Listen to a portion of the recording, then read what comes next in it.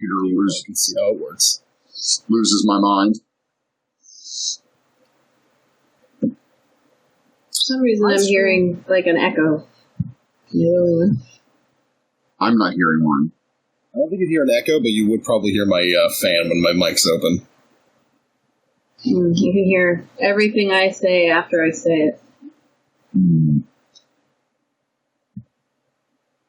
you have your mic open?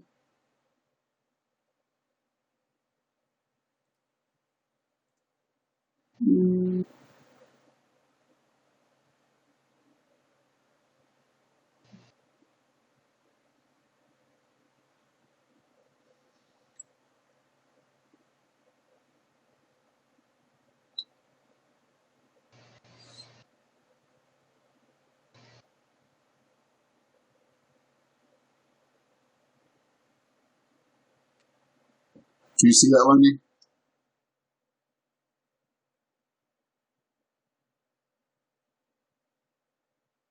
And now I don't hear you. There you are. I'm looking at the starting soon screen right now. Yeah. Oh. I like the transition from that big D20 that rolls across.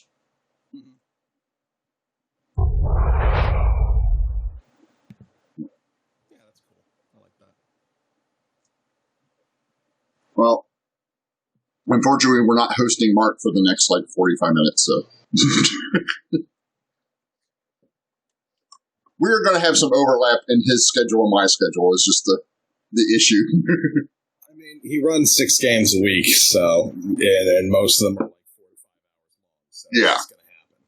Yeah, It's just the way it is. I was hoping to do this at when we were done on Sundays. I'm like, I can't do that because I'm starting playing at 12:30 in the game that I'm playing with Dave, and then me and Dave have a half-hour break and then come and start playing the game that I'm running, and then I want to do another stream after. I'm like, no, I'm not doing that all day Sunday. I'm not spending my entire Sunday just dorking off. Doing nothing but streaming D&Ds. Yes. All right, well, it's 10 o'clock. I'm going to go live here and then introduce you all, and then we'll get started. Sound good? Is you good?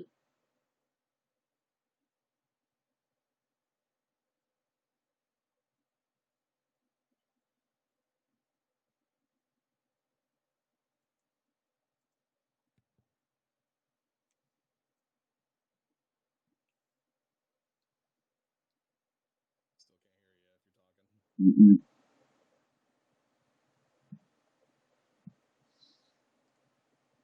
Nope. Still nothing. What did you do?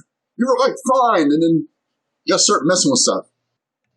Okay. I can hear you now. Now we hear you, yeah. Okay. Now it's fine.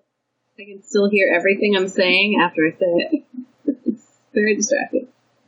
Then It can't possibly be on my end. I've got my headphones in and I mute when I'm not talking, so. yeah, I have my headphones in, so there's no voice coming through you.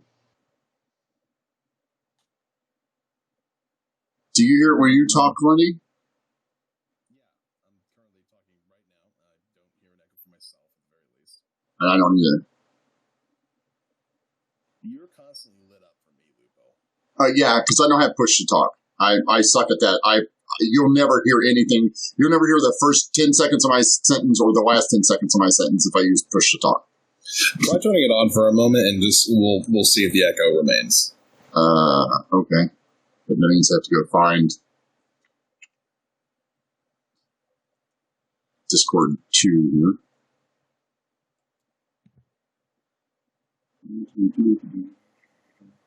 Yeah, it's just down there in the user settings, voice and video. Yeah.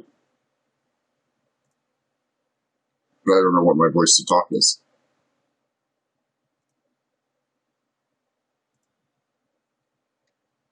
How's that? Can you hear me? And do you still have the echo? I do when I push to talk. I don't understand. So, Yes. And I can hear. And you're echoey too. am I? I don't hear an echo on my end. It's just me.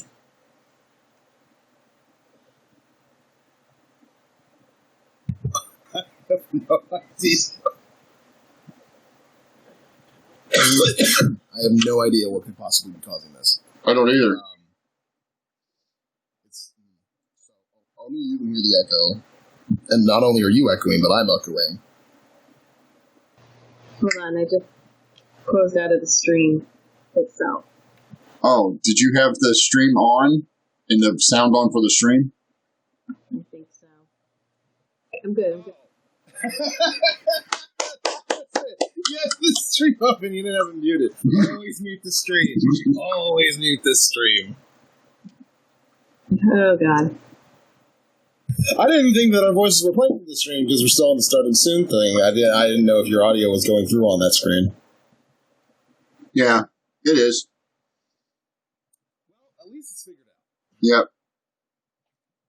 Because now I'm going to switch to the webcam here real quick while we get everything set up and say hi to everyone.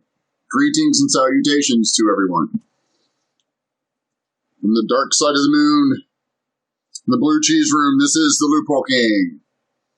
I'd like to welcome everybody to the stream. This will be an ongoing thing. We will not have the same people every night on Wednesdays because this is to get us going and get a lot of DMs to have a great and fun interaction with each other. A couple of announcements. We really need those followers. We're getting close. We're about 15, 20 short. So hit us up, follow, and also please make sure that you donate underneath to the Extra Life. Extra Life is really good. We're trying to raise $1,000 for them. They raise money for the Children's Miracle Network, which is for the children's hospitals in your area. This one is specific to the Children's Hospital here in Cincinnati, Ohio. I've had two of my children have extended stay there. I have a friend who has a child that has to go there on a regular basis, and they are incredible. So please, $5, $10, whatever you can afford. We really want to raise that money. Now, on to the fun. I will show you our friends. Yay! And I will let them introduce themselves. We'll start with Isbeth. Hi. To do my push to talk. I'm Izzy, the DM from the Nat 30s. We play on Tuesdays and Saturdays and are running Dungeons and Dragons. First time DM. So it's been quite an epic learning experience.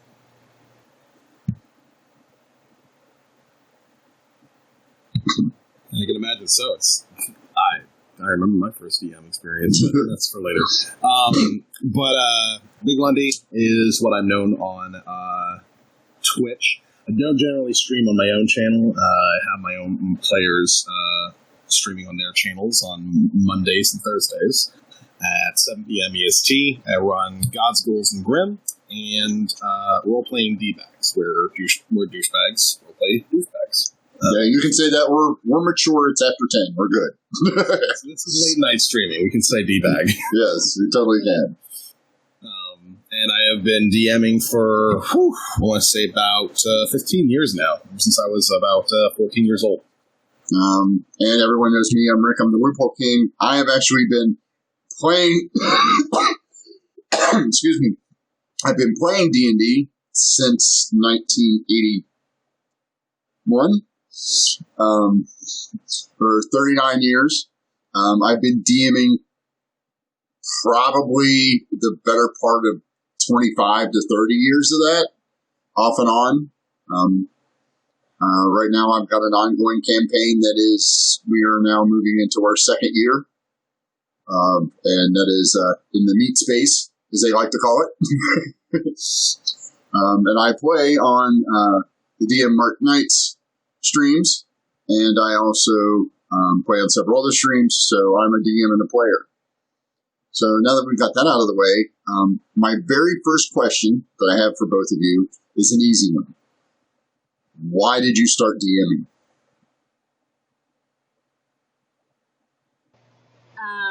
So mine is actually a pretty easy answer. I had been part of a different group playing and decided to leave that group and branch off. And I knew that all of the other people that I wanted to play with were newbie nerds. They had never played any kind of anything before. And if we were going to play, then somebody had to run the game. And I've been playing for a long time, but only as a player, never DM'd. So it only made sense that it would be me, and that's how I got started back in January with my current group of players, most of which have never played D&D before. Oh, so January, like you're new. I'm new. My own story is a little bit of a... Essentially, I got into a fight, and that's why. Wasn't no fisticuffs involved. Yeah. I was young. I was about from the age of about like 10 to 14. Me and a bunch of other kids that I knew online. We did like play-by-post stuff on internet forums and such. Yeah. And we kind of wanted to branch out and do something that was actually official, like using official game rules, something that was nice and structured. But nobody really wanted to do the DMing bit. That bit was something that nobody really wanted to do. Everybody wanted to be a player. But myself, having just read through the entirety of the Dragonlance series, I had so many ideas in my head of things that I could do, and I said, I'm going to go ahead and DM that. After we argued for about, I want to say, 4 months, because we had a lot of people who wanted to play Cyberpunk, we had people who wanted to play Shadowrun, we had people who wanted to play like D&D 3.5 to Pathfinder. That was a whole big argument right there. There was just so much fighting, and I'm just like, we're going to do Pathfinder because that's the only one I know. That's the only one I know how to do. Right. My experience was, so I moved here when I was 15, here to the greater Cincinnati area here in Kentucky, when I was about 15. And it took me about 6 months to find a group of guys to play with. Fast forward about 5 years, and I joined the service, played in the service, and DM'd in the service while we were overseas, and then came back and ran into this new group of people. And we've been playing together for about 25 years now. The same 9 to 12 people. So what happened was we only had 2 DMs at the time, Mike and Jeff.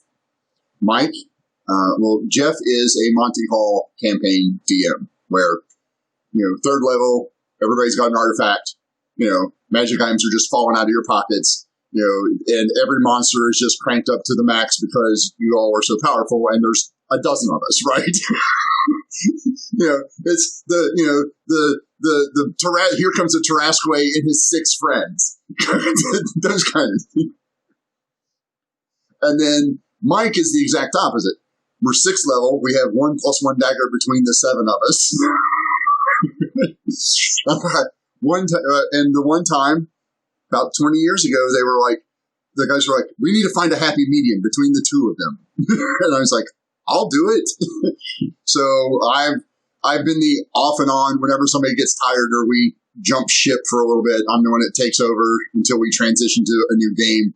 So most of mine were always, a month here, a month there, because they basically, like you said, are we playing Cyberpunk? Are we playing White Wolf? Are we playing, what are we playing in the next session? And until we figured it out, I just ran a game.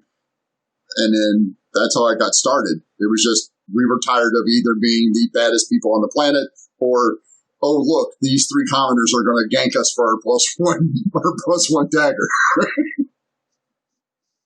That's funny to me because of the first time that I DM'd, because, like I said, I was 14 when I got started, and I was like a big anime fan. I still am. But at the time, this was, you got to understand, 15 years ago. Yeah. And at the time, anime was either DBZ or just shows that do tournament arcs. Yes. So that was like, I was like, tournament arcs are so awesome. We're going to do so many in my game. But I didn't have the wherewithal or the foresight to actually think about why would they even do it? Why would they agree to it? I had to have an idea. I have to have the story that goes with it. And like the only thing that I could think of is, well, they would do it for a lot of money, and so I just tell them like, if you win, you get like thousands and thousands of gold. Like, this is our first thing that we're doing in the campaign, and you're just giving us the opportunity to win thousands of gold. Yes. That seems like a good idea in my mind. 14-year-old love. Loves doing stuff for money. It makes Right. That's how the world works. Then, of course, we won because I didn't know how to run anything. Yeah. And they all knew how to run their characters because they were at least somewhat experienced with it. So they won. They got thousands and thousands of gold, and they all just bought their own land, and it started to become less of a D&D game and more of a SimCity simulator. So, a question I get asked a lot by newer players is, what should I make? Right? They sit down, and the first question they want to know is, what level are we? What should I make? How do you, Izzy, deal with those kinds of players? I know you're kind of new, but how would you, if they're coming at you and they're like, what level are we? What do you need in the game? What should I make? Well, I am not a micromanager in my day job, but I am definitely I manage a lot when it comes to the D&D game. And so this is just my first group too. So, we all had that session 0 and we talked about it, and we came up with like, this is what we're going to play. I asked if they wanted to do a role-playing heavy game. They said yes, they loved it. They wanted character development. They wanted all of the storytelling and everything. So we kind of established right away what the game was going to be about. I did give some people some pointers, like when people weren't sure, like so Micaiah in my story, my friend Annie, she was like, I'll just play whatever it is that people need, because she didn't really have time to kind of like think of anything until we got started. So everybody in my game started level 1, and then as the party got built, we figured out like what would work. And I gave her a couple choices of like, you could play this or you could play that, and that would be helpful to the group. And she chose to be a druid. So for my group at the moment, I mean, I've got some intense, like, all they do is D&D when they're not doing other things. Yeah. I've got them coming up with combo moves with each other and like training each other. Like, this is their first time playing, and they're multi-classing, and like they're taking it to the next level. Like, so they keep me on my toes, but I definitely like give out that character sheet. Here's what I need from you. And I like the role playing too. Like, I'm not for D&D anyway. I'm not into like just combat all the time, as you've probably seen if you've watched. But yeah, I would just give them like that session 0, come to a very clear understanding about how the game is being played, and then like lend my my thoughts as a player, because that's how I've been playing since I was 9, but not with a lot of people. So what about you, Wendy? The same question.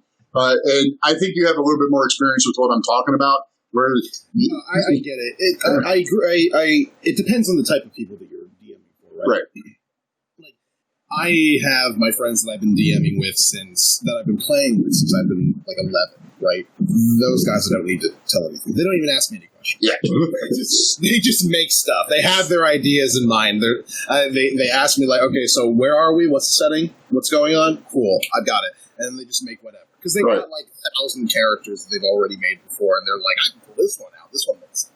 And they all just coordinate based off of that, so I don't have to manage them at all. But when it comes to people who, I feel like with newer players, it's good to be a lot more involved in the creation process, mostly because they don't really know what they're doing.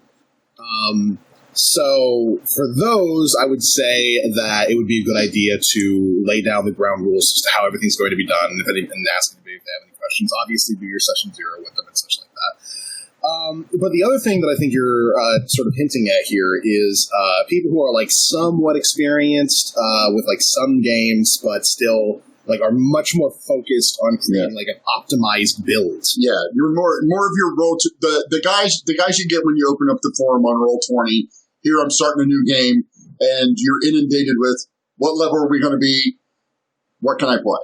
I have this theory craft that I've been working on yes. for the last 10 years. I think I've got it nailed down. I don't see if it'll work in your game. Now, those sorts of things, you got to put your foot down a little bit on. Not by saying they can't do it, but by saying don't worry about like the rolling rules, because for these people, they know the rules. They understand what you mean when you say, 4d6 drop 1 or whatever level. They understand all of that. You don't need to explain that to them. What you need to do, if you're going to have a game that's actually going to last more than a few sessions, is get them to create a character as opposed to a class. It's less what am I going to make and more who are you going to make, and that's the more important thing.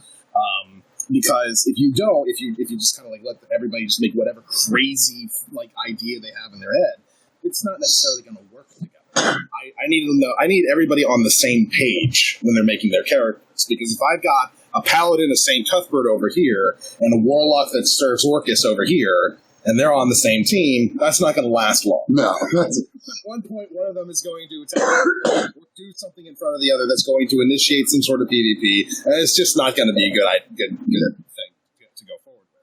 Yeah. The most important thing for it, if they come to me and they start asking me like stats, levels, starting equipment, things like that, then I know that what they're looking for is for all the allowances they have to make whatever their like pet project is, as opposed to a character that's going to be fun for a campaign. Right. So I told them, don't worry about that. Just worry about making something that's going to be fun for you to play, role play wise, as opposed to just combat. Okay. So now I'm going to ask a question, which is going to be one of the standard questions of this DMs After Dark that I'll ask the other DMs when we have more DMs. I remember playing back in 1st and 2nd edition. So when TSR owned D&D, when Gary was running D&D, there was what we had. It was called Rule Zero. And it's mentioned from time to time amongst older players. Rule Zero is the rules are merely a guideline. It was actually, I believe it was printed in the first Player's Handbook in 1st edition. These rules are merely a guideline. Play the game you want to play. So, that being said, how do you feel, we'll start with Alex this time, how do you feel about Rule Zero? It depends. For new players and for new DMs, those rules are very important to get a good idea as to what it is that you're going to be able to do moving forward. If you basically, exceedingly experienced DMs can come up with a variety of situations they've been presented by their extremely creative players. They don't necessarily have anything to do with anything that's in the rules. Hey, if I pick up the tabaxi, because I have a 20 in strength, if I pick him up and I throw him at the wyvern, what do I need to roll to hit the wyvern with the tabaxi is what I'm asking you. And can the tabaxi get a turn when he hits the wyvern? Can he initiate a grapple check to hit the wyvern? Like, these are these things you only start to learn how to deal with experience. So the main thing to bear in mind is the rules are great to start off with, and you should learn all of them the way that they are. But there are going to be a lot of times in which your players are going to be like, can I do this? And it's not in the rules. Not explicitly anywhere. It might be alluded to. There might be like when you take this action, you can't do this action. But at the same time, there's always this idea of the rule of cool. I don't know if anybody's familiar with that one, but essentially the idea is, well, if what they're trying to do is like so incredibly awesome and amazing, then I should at least give them a shot at making sure it happens. Yeah. And I usually roll with that one whenever it's something that's not really explicit in the rules. But learning the rules to begin with is extremely helpful towards being able to come up with rules on the fly. Yeah. When it comes to these sort of like strange. Yeah. The Rule Zero is more don't. Just because the rule says that, especially in 2nd edition, just because the rules say that a dwarf can't be a paladin, doesn't mean you shouldn't ever allow a dwarf to be a paladin. That kind of, those home rules, the house rules, as we've come to know them. House rules are all rule zero. So, Izzy, what do you think? As a new DM with the house rules, as we always do it this way, that's how we're going to do it forever, those kind of things. Yeah, so my group, like I said, they're like obsessed. And so I'm getting those experiences. I mean, I know that it'll be a while before I experience even half of what you guys have. But they are like, so two of them, so Arik and Zan, are really good friends. Like, we're all very good friends. But they talk about their characters outside of the game and have decided that they wanted to like come up with combo moves. And so I had a whole session with just the two of them for like a good 30, 45 minutes where they were like, so, and again, these two have never played before January. They were like, so we want the ranger, what about this? If Zan the ranger and Arik the fighter like train with each other, can they come up with this combo move where Zan will run, Arik will take his shield and tilt it in a certain way so Zan can run, jump off of it, and like attack something that's in the air or behind. And like, so we came up with 80 combo moves for these guys to get, and like as they get higher up in level, they will get, the combo moves will get better. And I did it this way just to keep it simple for myself. So like level 5, it will be like, okay, you can do this. Level 10, you can do it better. And level 15, you can do it even better. As long as you guys train, they have to keep training and everything. So I am like definitely trying to learn the rules as written so that like it can just pop in my head that I know what things are. And what's helped me do that is actually watching other people play and listening to other DMs. Like, as a player that was just playing for fun, whatever, I would just pay attention mostly to what pertained to my character because I needed to know how to play that character really well. But as a DM now, I'm like paying attention to the DM and how they're doing everything. So agree 100%. Need to learn the rules and like understand how they work. But I'm already getting like my money's worth essentially because these guys are coming at me with like combo moves and trying to like triple multi-class, which I've said no to because I'm like, it's still supposed to be a game that's supposed to be fun for other people to play. So if you're dabbling in all the things everyone else can do, you start stepping on toes. Yeah, and they don't want to do that. They're just like so excited to play. So yeah, I agree. You gotta learn them, but then I change stuff all the time. Yeah. So that's one of the sort of shortfalls of the easy to access 5e rules when it comes to multi-classing. In other editions like Pathfinder 3.5, things along those lines, it was a little bit more difficult and there was a lot more cost benefit when it came to multi-classing. But because most classes are very front-loaded in the way in which they work, and because most classes, like, you get almost everything that you really want from them by level, like, 6-7, multi-classing is, A, easy, because you just need, like, a minimum in a certain thing, and then you can just multi-class. And B, highly beneficial towards, like, an optimization, so to speak. Right. So that's a good thing. But then on the other hand, because 5e is so streamlined with all of its classes to make it like extremely simple so that new players can come in and sit down, look at something and be like, I can do this, this, and this, and I understand it. Because it's set up that way, it kind of makes it so that the more multi-classing that's done, the more there's going to be a lot of overlap between what the different players are capable of doing. And you want each player to feel like they're a unique member of the party, which they can do through roleplay just fine, but combat's going to happen. That's kind of like one of the main things when it comes to D&D. It's just going to end up happening. And everybody wants to feel like they're putting their own special thing into any one encounter. So it's kind of a pros and cons thing when it comes to 5e. So, Izzy, you mentioned something that you touched on. You used the horrible phrase, rules as written. I despise that. Personally, my personal benefit, there's the raw and the rye. The rules is written and the rules is intended. And I think that has caused more rule lawyering conversations and arguments at a role-playing table than any other thing that's ever happened at the role-playing table. I wish I had my glasses still so I could just put them on and be like, excuse me, Mr. DM. According to the action economy, Yeah. you're not allowed to actually do any more than this, Yes. at the same time. So, honestly, this entire turn is a little ridiculous. Yeah. You shouldn't be able to accomplish all of these things at once. Yeah. Luckily, still too new. They're all still too new. They're also no rules lawyers yet.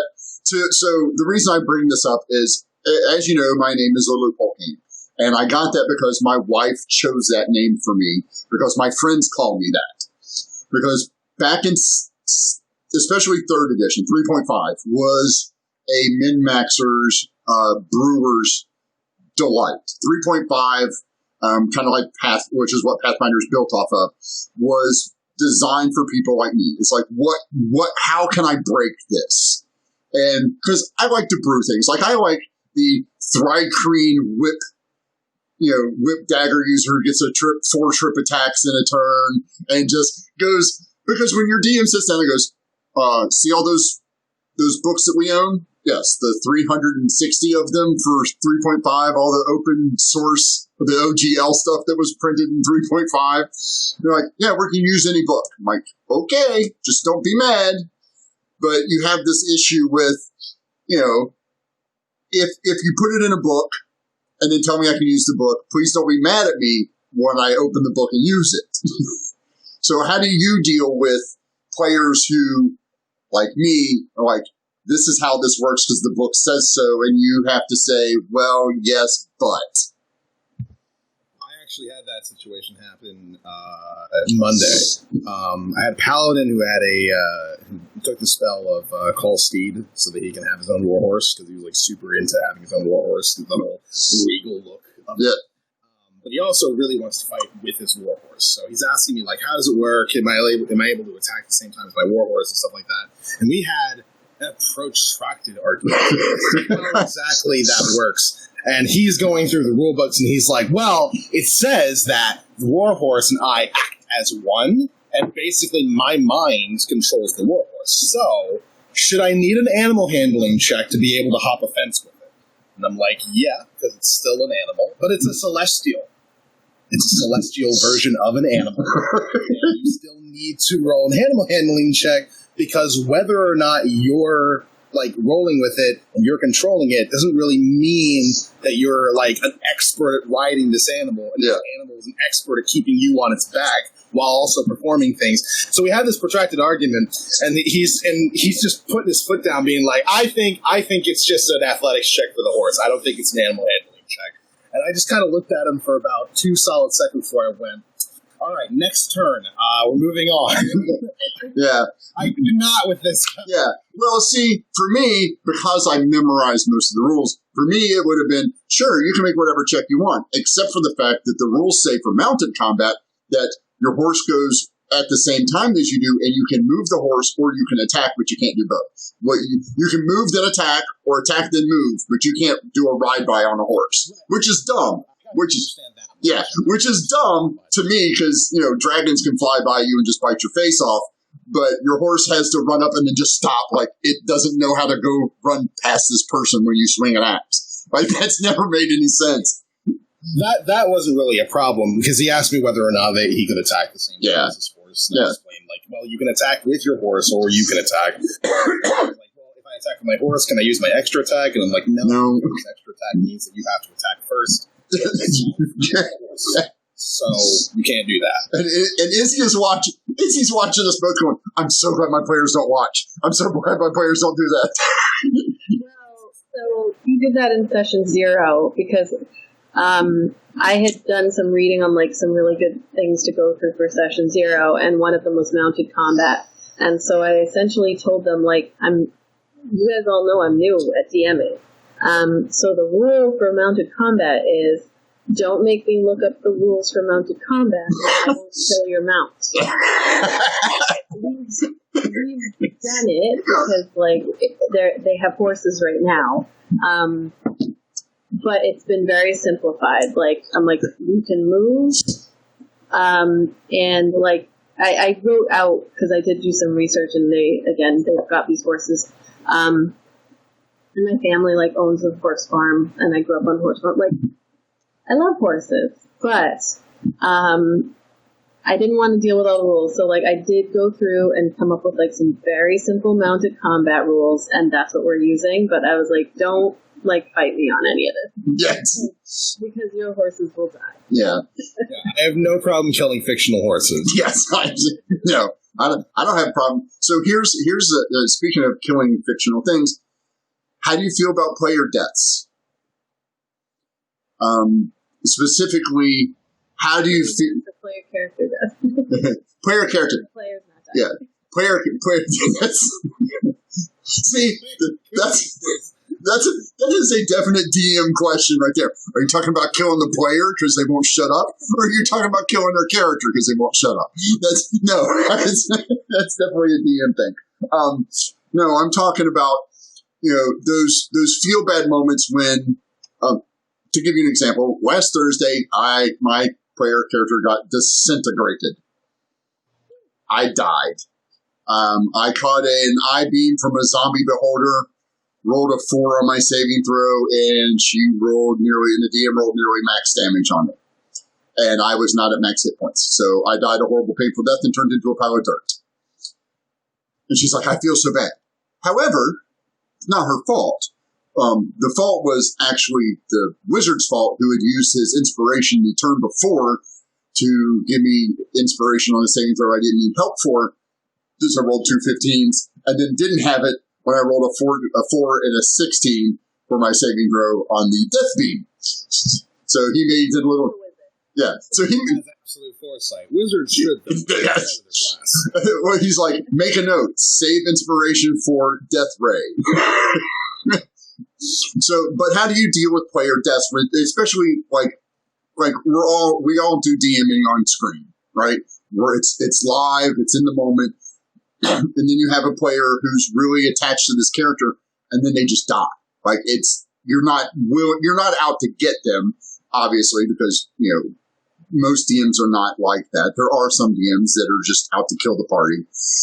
They think it's their goal, but most DMs aren't like that. So how do you handle that? Let's say Auric just dies next game. Like he's just dead. It's done. There's no saving him. He's erased off the map right now. So how do you deal with that?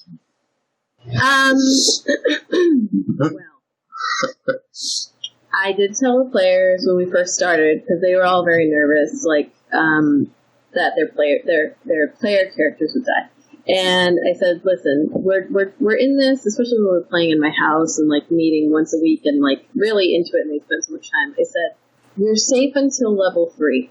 I'll just give you that. Like, we're all here to play and have fun. Like, I'm going to do my best. I'm still learning. I don't know how to like build encounters 100% perfect. Plus, we're doing Tyranny of Dragons, which I then read after the fact is super, super deadly and not very well balanced from the beginning. So I was like, you're good until level 3, but I want you all to understand that this is a game and you're playing characters who can die and it can happen. And my goal, like the type of game we're playing, I'm not trying to kill your characters. Like I'm helping to tell a story. I'm playing the monsters and I'm going to do what the monsters would do, or I would do what your enemies would do. But I'm not trying to kill your characters. But this game, it's a strategy game, it's a war game. You have to approach it that way. And so you can die. And now they're at level 4.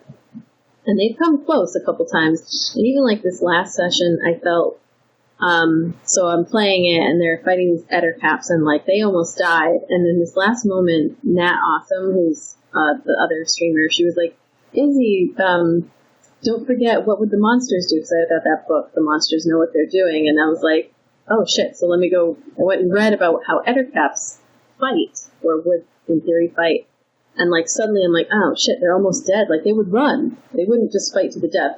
They have a high survival instinct. They would fight to the death, or at least based off of this book. So suddenly there were a couple of players who were almost dead. There was 3 Ettercaps that are also almost dead. And instead of having them fight to the death, based off of I've been trying to follow like this kind of strategy, they suddenly run, and it looks like I'm like trying not to kill them, but I had one at 1 hit point, one at like 10 hit points, and so they would try to get away, and one of them didn't make it. But I told my characters, my players, you can die. I'm not trying to kill you, but if they did die, because I know that the people playing these characters love them so much, I would definitely make it a thing. Like, I wouldn't just be like, well, you're dead. Like, they've created these characters, they're like really invested in playing with them, so I would give it a very, like, let them mourn the player, like, the player character, and have, like, several minutes at least for them to like deal with that together. Probably do some like text role play in our Discord about it, and then like I told them, make some more characters on the side too, just for fun, which a couple of them have.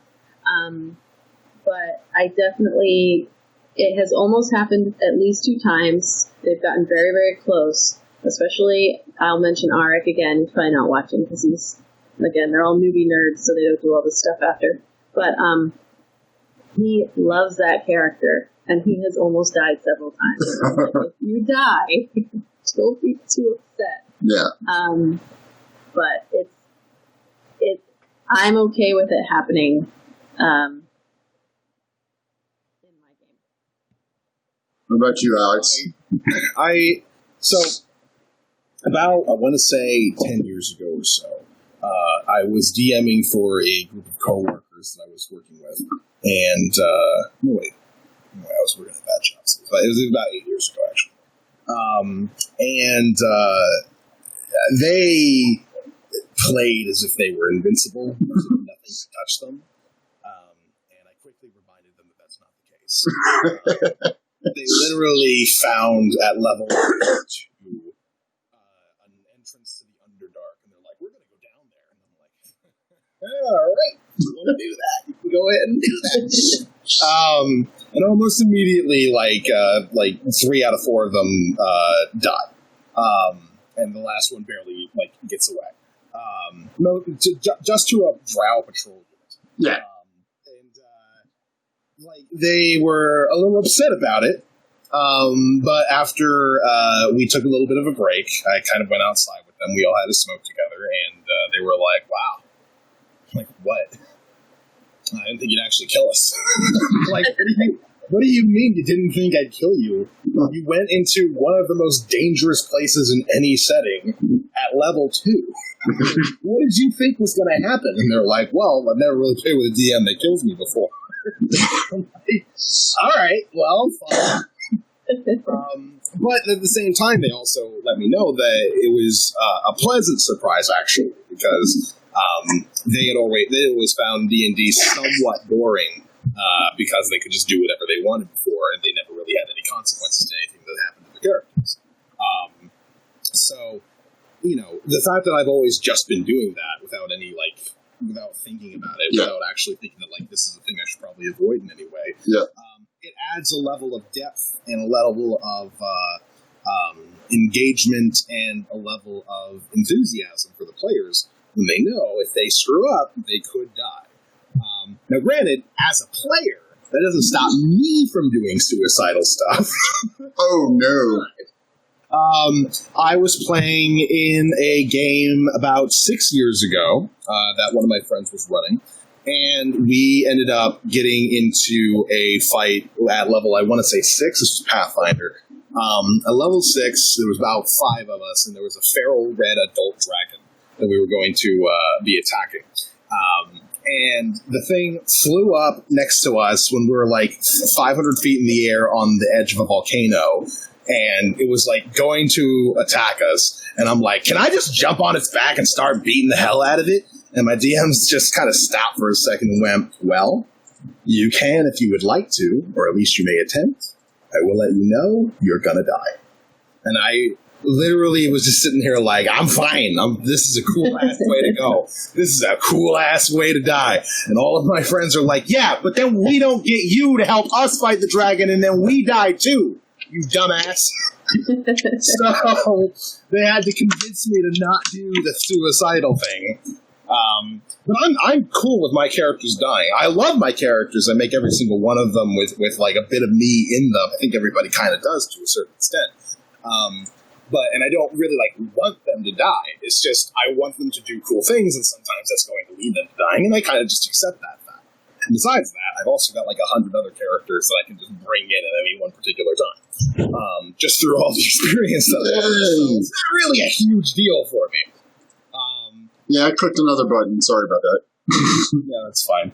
But I guess the main thing is I feel like the fact that players are going to die is just something that everybody needs, that every DM needs to just kind of accept is going to be the case.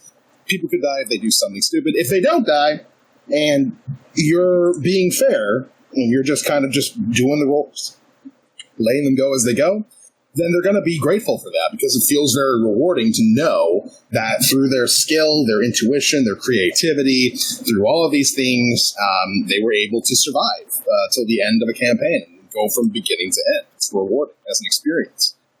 And they appreciate that. So, don't be afraid to kill them. It's kind of my thing. Don't be afraid to murder these people, especially if they're doing something stupid. Yeah. Yeah, and I think that that's something important to kind of establish in the session 0 too, is that what kind of game are you playing? Because I've read about some people, everybody comes from different life experiences, and people want to play games, and some people have trauma or are going through something recent. You just never know, but it's all about communication. This whole game's about communication.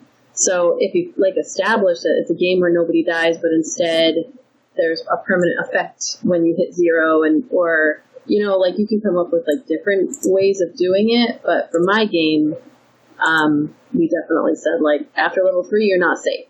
I want to make sure that we all play together for a good 3 levels where we get comfortable with one another, and I'm not going to annihilate you. There will be some other thing that happens. Maybe you're out for the rest of the session and you can't help, and whatever, we'll see. But it didn't end up happening. But we established these characters can die, and unless something were to happen in people's personal lives that changed that dynamic, it's their game at this point. There is a mechanic that I have introduced over the past several years that I find to be somewhat interesting because of the way that it could potentially play out. And that's a luck. Essentially, it's a luck roll for the DM. Not in the sense of a monster or anything along those lines. What I mean is, if things are looking really grim for the party, through no fault of their own, let's say, I don't know, you threw some owlbears at them and they were not ready for it. They had no idea what the hell they were in for. Hey!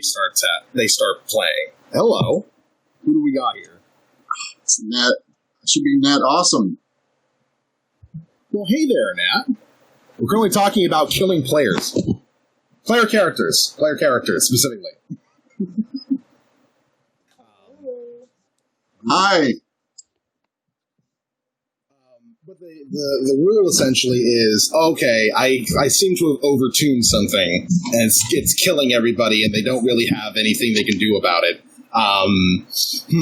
Well, and then I roll a 1d100 to see if something happens that just so happens to place everything in their favor. For instance, that happened to me in my Monday game about, I want to say, 8 or so sessions ago. They came across an encounter that they were not in any way ready for, but they didn't know it, nor did they have the skills to know that they weren't ready for it. And they were getting down pretty quickly, and it wasn't looking good for them. So I rolled a 1d100. High was good, and I rolled a 98. And basically another dude came in and helped them out. A dude that they had met before, a dude that was in a town that they had just already interacted with, that they had some experience with, so it wasn't just some random guy coming to help them out. But basically, it was a dude who was a little bit more experienced and was like, they're going to go do what? Oh, they're going to die. And then he just ran after them after they had already left. So things like that kind of help. Because as a DM, you can screw up too. Yeah. The way in which you're doing things like, oh, yeah, these guys can totally handle this thing that's way too high of a CR for most people because they're really good players. Like, not necessarily. Sometimes the dice aren't with them. Sometimes they have no idea what you're throwing at them. Sometimes you sorely overestimate what they're capable of. And that's kind of on you as a DM if you do that. And to kill them in that sort of a situation is a little dicky, in my opinion. Yeah. So we're going to take a small break while we get Nat Awesome set up here. Couple of minutes, and then we'll be right back. Which means I'm going to do this, and this, and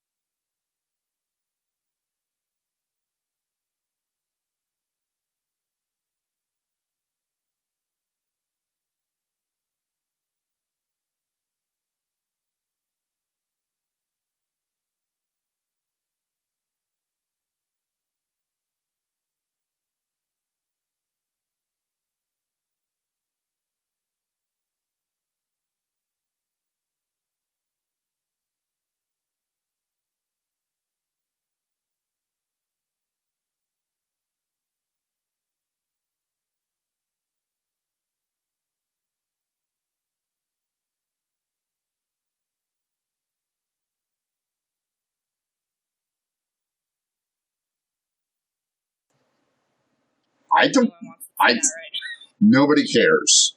This is COVID. This is a perfect time to just go. I don't care. All right, everyone. Let's go back to my screen here. I should be an actual person. Oh, wrong one. Yay! See, I'm going to get that eventually. And we'll roll over here again, and then I'll move me back over so you can see Nat again. So we have a new member. Nat, awesome. Say hi. Hello. If you could introduce yourself, how long have you been a DM? So I'm Ash, the DM of Not Awesome. I have been a DM for about a little under a year. And it started all with a one-shot. And then I became addicted to the power, creativity that comes along with the role. And so my current campaign, I just jumped in with all 4 feet and started making my own world and taking my brave players along for the adventure. Oh, that's awesome. So you're still kind of new too. So Alex has been doing it for 15 years or so now? Yeah, about 15 years now. 14. Yeah. So, and of course, Izzy's been doing it for 6 months? 6 months. I, on the other hand, have been playing D&D since 1981. So, I started when I was... D&D since before Baldur's Gate was a thing. Yes. It was before I was born. It was before all of you were born. It was before all of you were born. I always have to remember that when I'm playing with other people and playing with except for my friends that we play in person, I'm the oldest person everywhere. Like it's and not by a little. It's close to a decade or more. And I have to remember, oh, you're never going to get that reference. Not alive at that time. You were. I'm talking about a time when Queen was still touring. Yes. No, I'm talking about a time when the Eagles were still touring. Yeah, I remember rap before it was rap.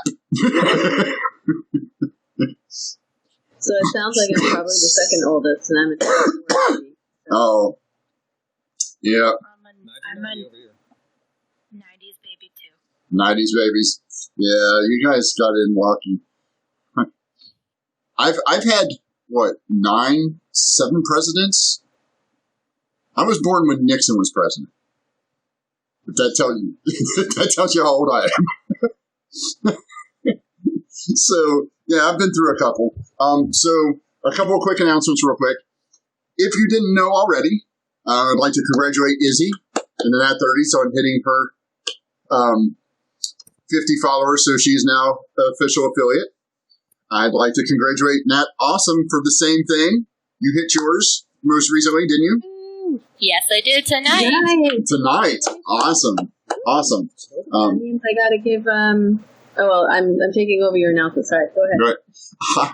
So we are in the midst of a couple of giveaways between myself and the lovely ladies here and our sister stream over at the DM Mark Knight. Mark is trying to not dab on camera. His players are in a fit to get him to do so. He is at 100 subscribers.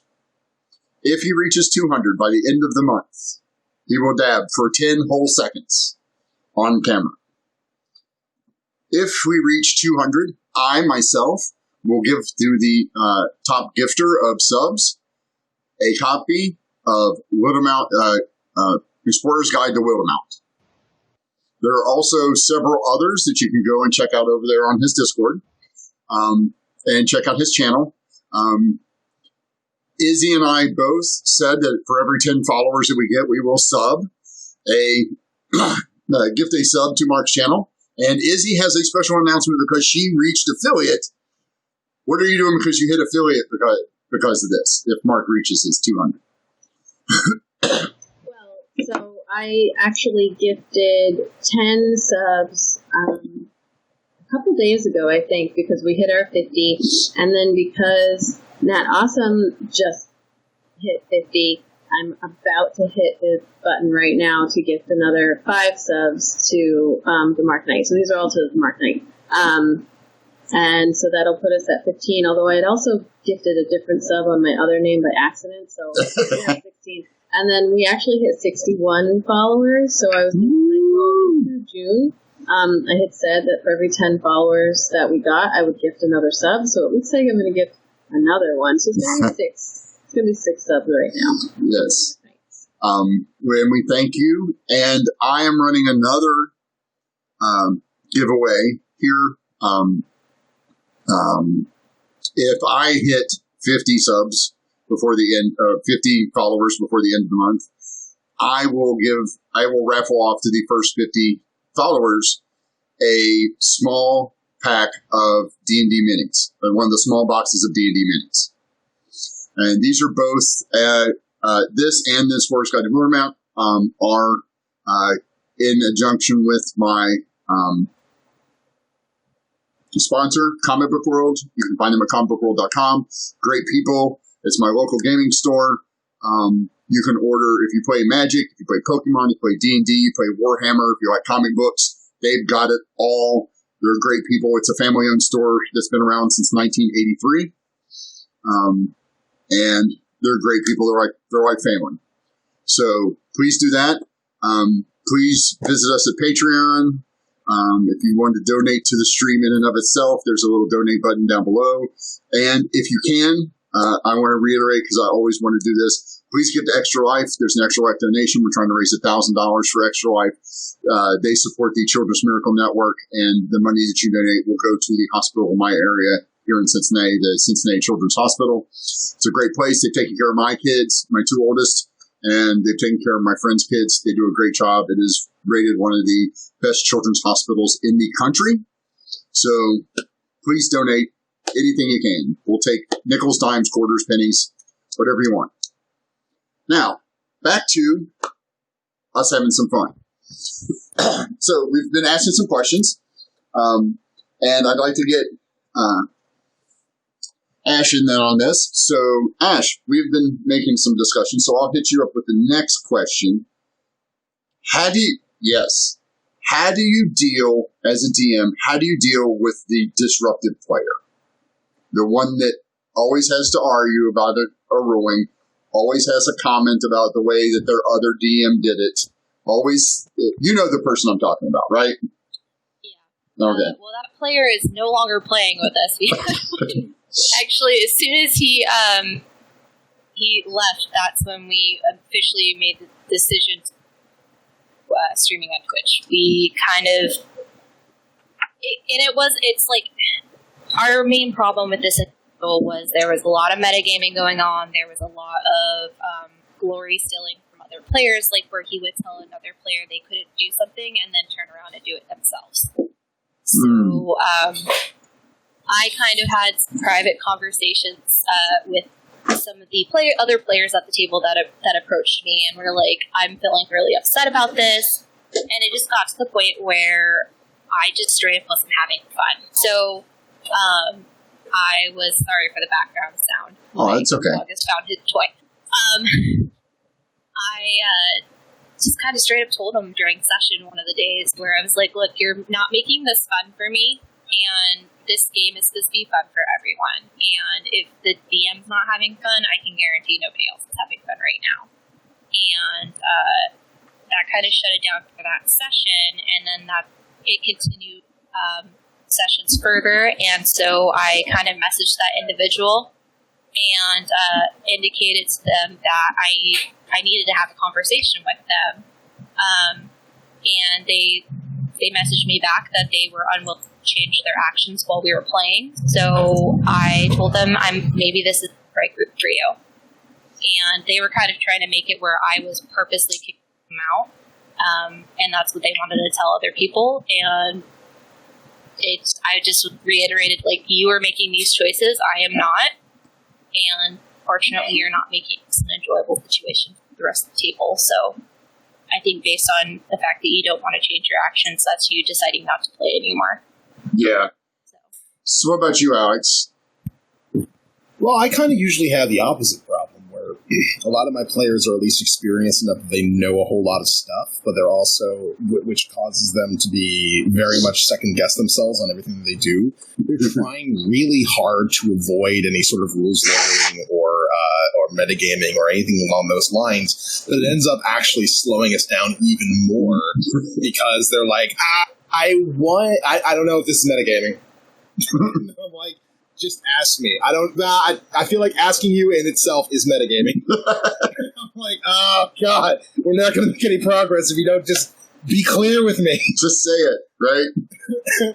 So, the problem is that when you get experienced players that know about, like, all the different, like, problems that you may be as a player, and they're trying to avoid all of them, all the different nuances are extremely hard to get across to them as well.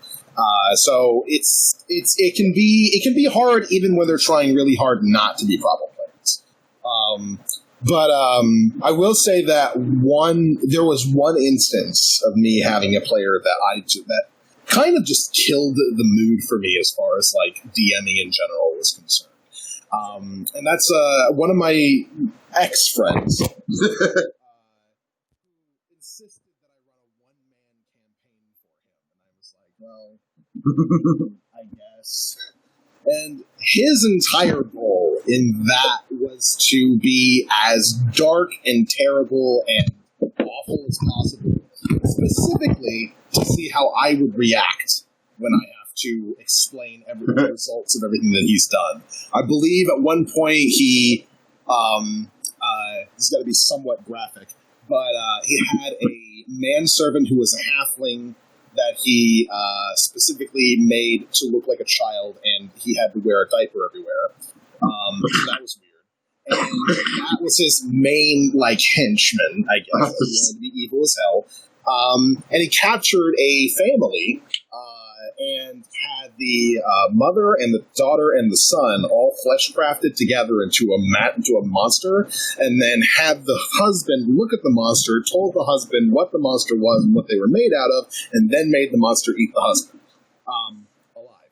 So that's see, those are people who don't know what evil really is. That's like, this is just cartoonishly, like, over the top ridiculousness. Like, I don't want to do any of this.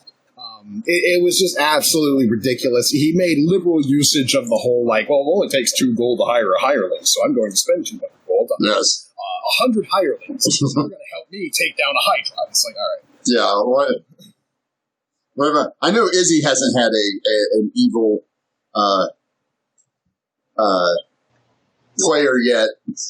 No, but so I kind of like skipped around this part. Like, the whole reason why I ended up DMing in the first place is because the game I was playing had a disruptive player. And I don't know if this human even knows that they're disruptive. And it was complicated because it was like the spouse of the DM. Yeah. So I left after I won't even go into this insane, let me tell you, it was an insane temper tantrum that took place, where it was just, there was moments where you weren't sure if you were physically safe. Like, I ended up leaving, and these are my really good friends, the DM. Yeah. And so, I just kind of had to bow out after this incident occurred. And I ended up taking two or three other, so 3 of us left of a 6-person group. But it was kind of like, I don't know if this person even knows that they are as disruptive as they are, but just, and it was difficult to, like, you couldn't really say it, but just loud, obnoxious. But you guys never had a rule. None of you guys ever had a rule where you're not allowed to bring your gun to the role-playing table anymore? I've never had to do that. Yes, we've had that. Well, I've had players who threatened to go get their guns. No. We've we have because I live in Kentucky, so we have an open carry, right? Which is fine, and some of us lived in not nice neighborhoods, so it's fine. And he's my best friend. He's my brother. He's my brother from another mother. But we got into an argument playing D&D, and he put the gun up on the table. It was still in the holster, but he put it up on the table, and we were arguing. He's like, I'm like, look, man, just put it away. We'll be fine. Let's go have a cigarette. We'll be fine. So nothing ever came for that, but we were like, okay, new rule, no guns at the role-playing table. But that wasn't the... You should not have to. I feel like that's a rule that should not have to be said. No, that's... If I'm in the middle of having an argument with you, grabbing your gun and going is not to de-escalate the situation. No. It was for him, because it was more out of... It wasn't out of anger. It was more out of, like, it was more out of, Rick, I have it. Just shut up now, okay? Because we get into... the DM? My friend Mike, like... The one with the gun was the DM? No. That was Jay. Jay and I have gone round and round several times, but we're both kind of type A personalities, so when, we get kind of heated, we both get... You're right. Yeah, heated. We get heated, so... But the actual problem player that we had took a while to get rid of because of it being a friend of a friend, and we finally just said, look, you can't play with us anymore. It's a matter of, like, you're disruptive when you're here. You don't play your character to any semblance of sanity. He's become this player's become a running joke where he played a paladin with blinders on. I'm oblivious to the fact that evil exists, right? Like, That's what my player was. He's a paladin thing. He was a friend of a friend. Yeah.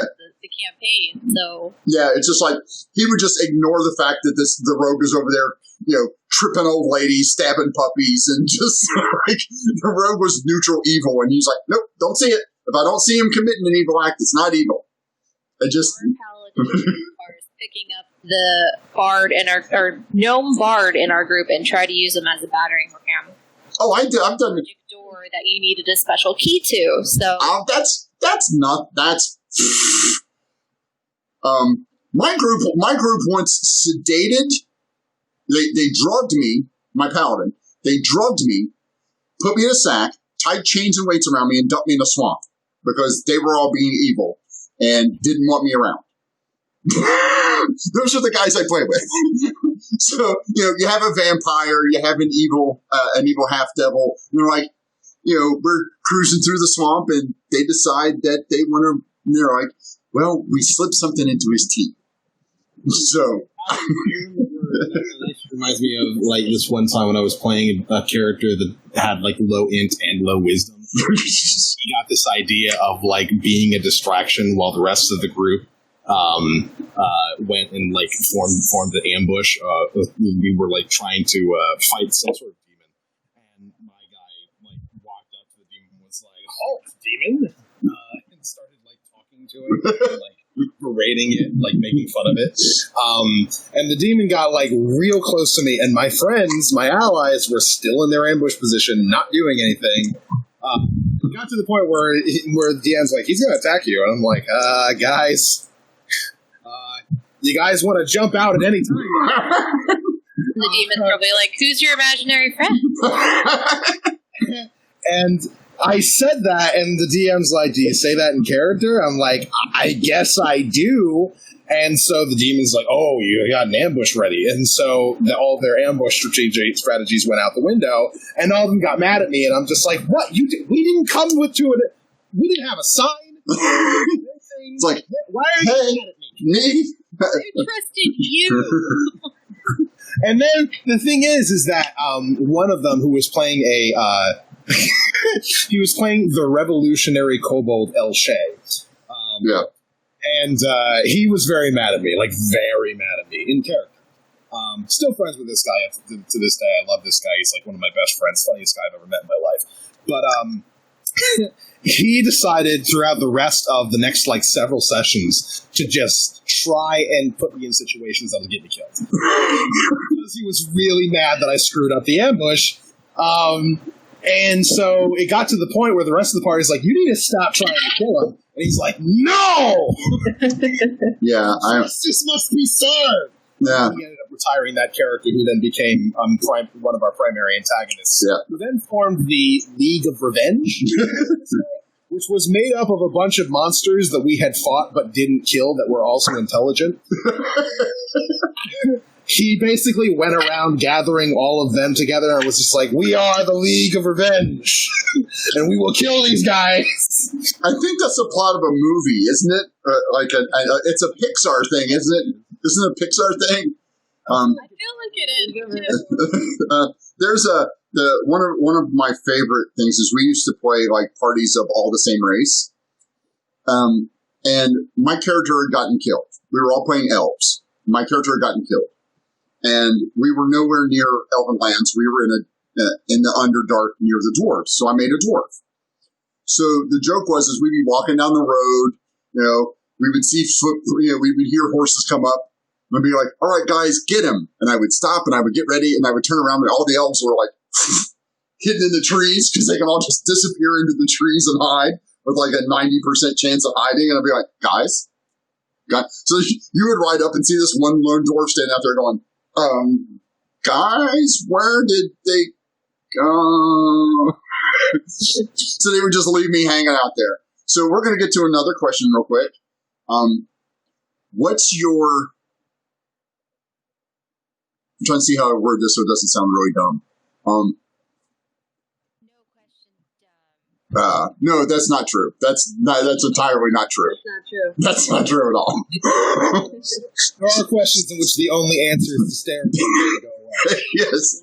I do that daily. So as a DM, and I know some of you guys are newer than others, what is your basic philosophy on alignment? Lundy's rolling his eyes real big.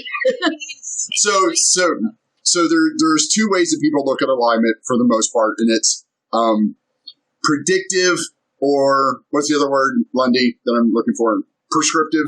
It's prescriptive and descriptive. Prescriptive and descriptive.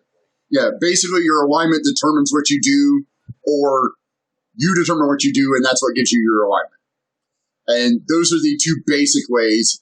Lundy and I have had this discussion for multiple hours before. So I know what Lundy thinks, so I'm going to start with you, Ash. And what do you think about alignment? How do you feel about alignment, first of all? And then...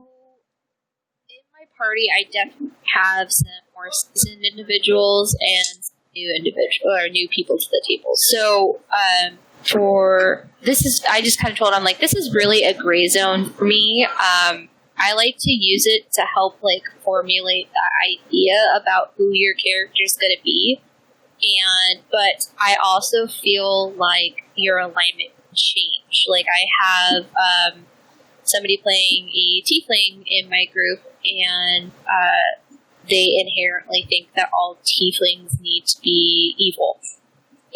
And we had this big thing of, like, talking about it, and gave Critical Role, because he watches that, and, well, the tiefling in that is not evil, at least not purposely evil, maniacal. She's neutral evil. I'm like, I'm okay to be chaotic evil, but you need to come up with the reason why you're adventuring with this group of people that are mostly neutral. Like, it's not going to make sense if you're, if you're just doing it because you're doing it. So I definitely have that gray rule of, this is where your starting point is. This is not where you have to stay, but you need to mold your character and what their actions are, and it makes sense. So that's just kind of how I use it. What about you, Izzy? Yeah, it doesn't actually really come up. At least not in my group. So I kind of use it to better understand the NPCs and, like, their motivations. But for the characters that I have, or the players. I don't know what their alignments are because they all, like, this is their first game. When they gave me their backstory and then told me what their goals are, and then they gave me like a whole write-up of like who their characters were and like where they came from and their parents' names and everything came with it. So I got a pretty good sense of like their alignment, their alignment. I don't have anybody who's trying to be evil or like they're using it as a guide, but I honestly don't even pay attention to it, at least for this game. Maybe in future games or if something were to happen where like if there's a mechanic in the game or like a spell or something that changes your alignment, then it would probably be like, okay, now you have to act this way.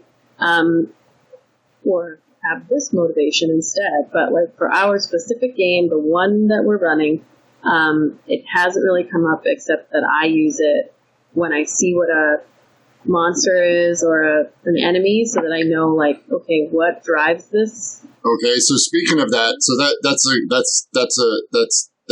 a second point, and it leads to something that's very current. Wizards has now said that they're removing alignment from monsters. Specifically, they've removed it from drow and orcs and kobolds, which are in the new Rime Frost adventure. So it is no longer a species that is evil; it is the individuals themselves who are evil. So how do you feel about that? I have a different perspective on it because I've been playing it since first edition. So that's how I have a perspective. So how do you feel about them just removing it?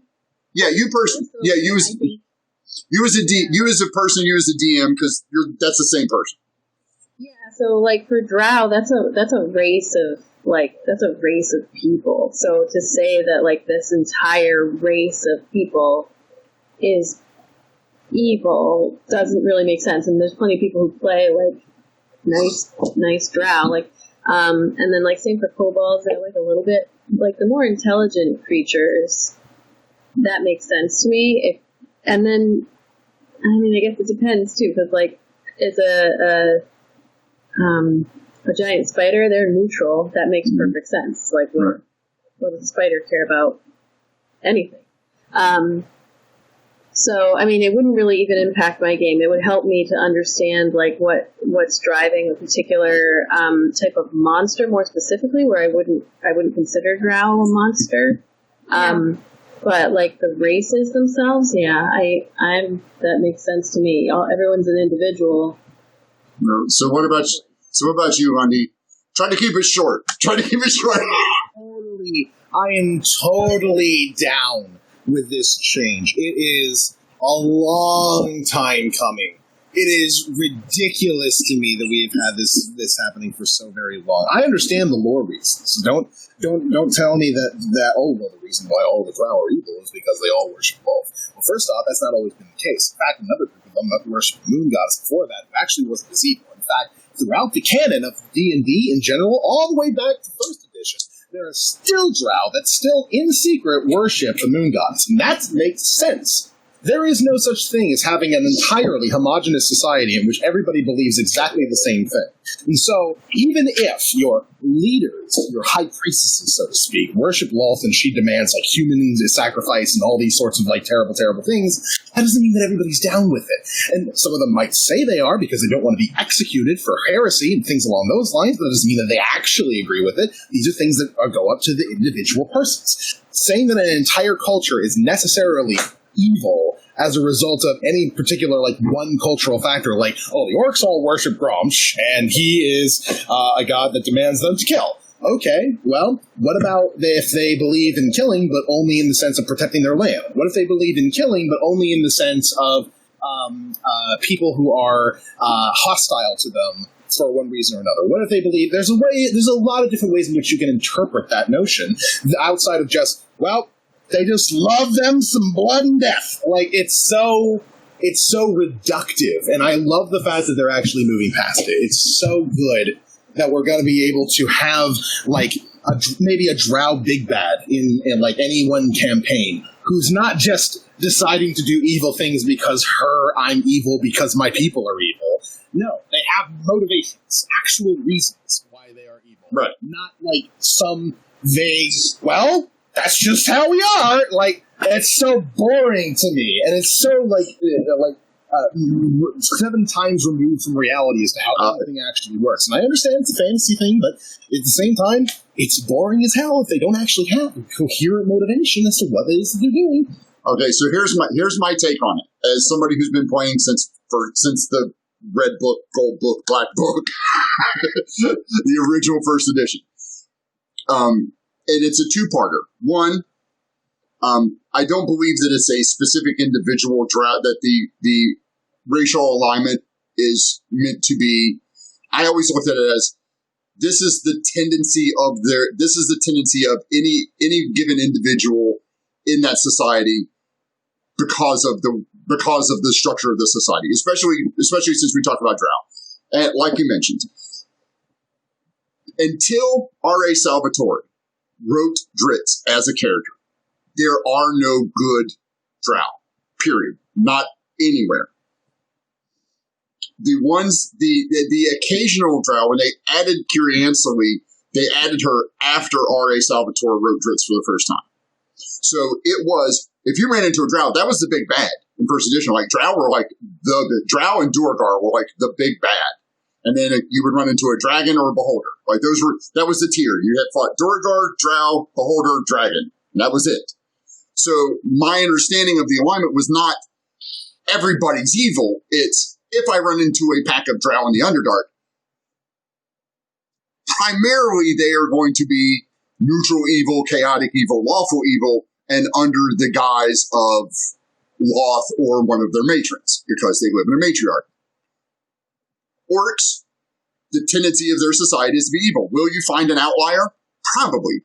If you run up into their house, you're 9 times out of 10 going to find a bunch of bloodthirsty orcs. Now, does that mean that every orc is bad? No.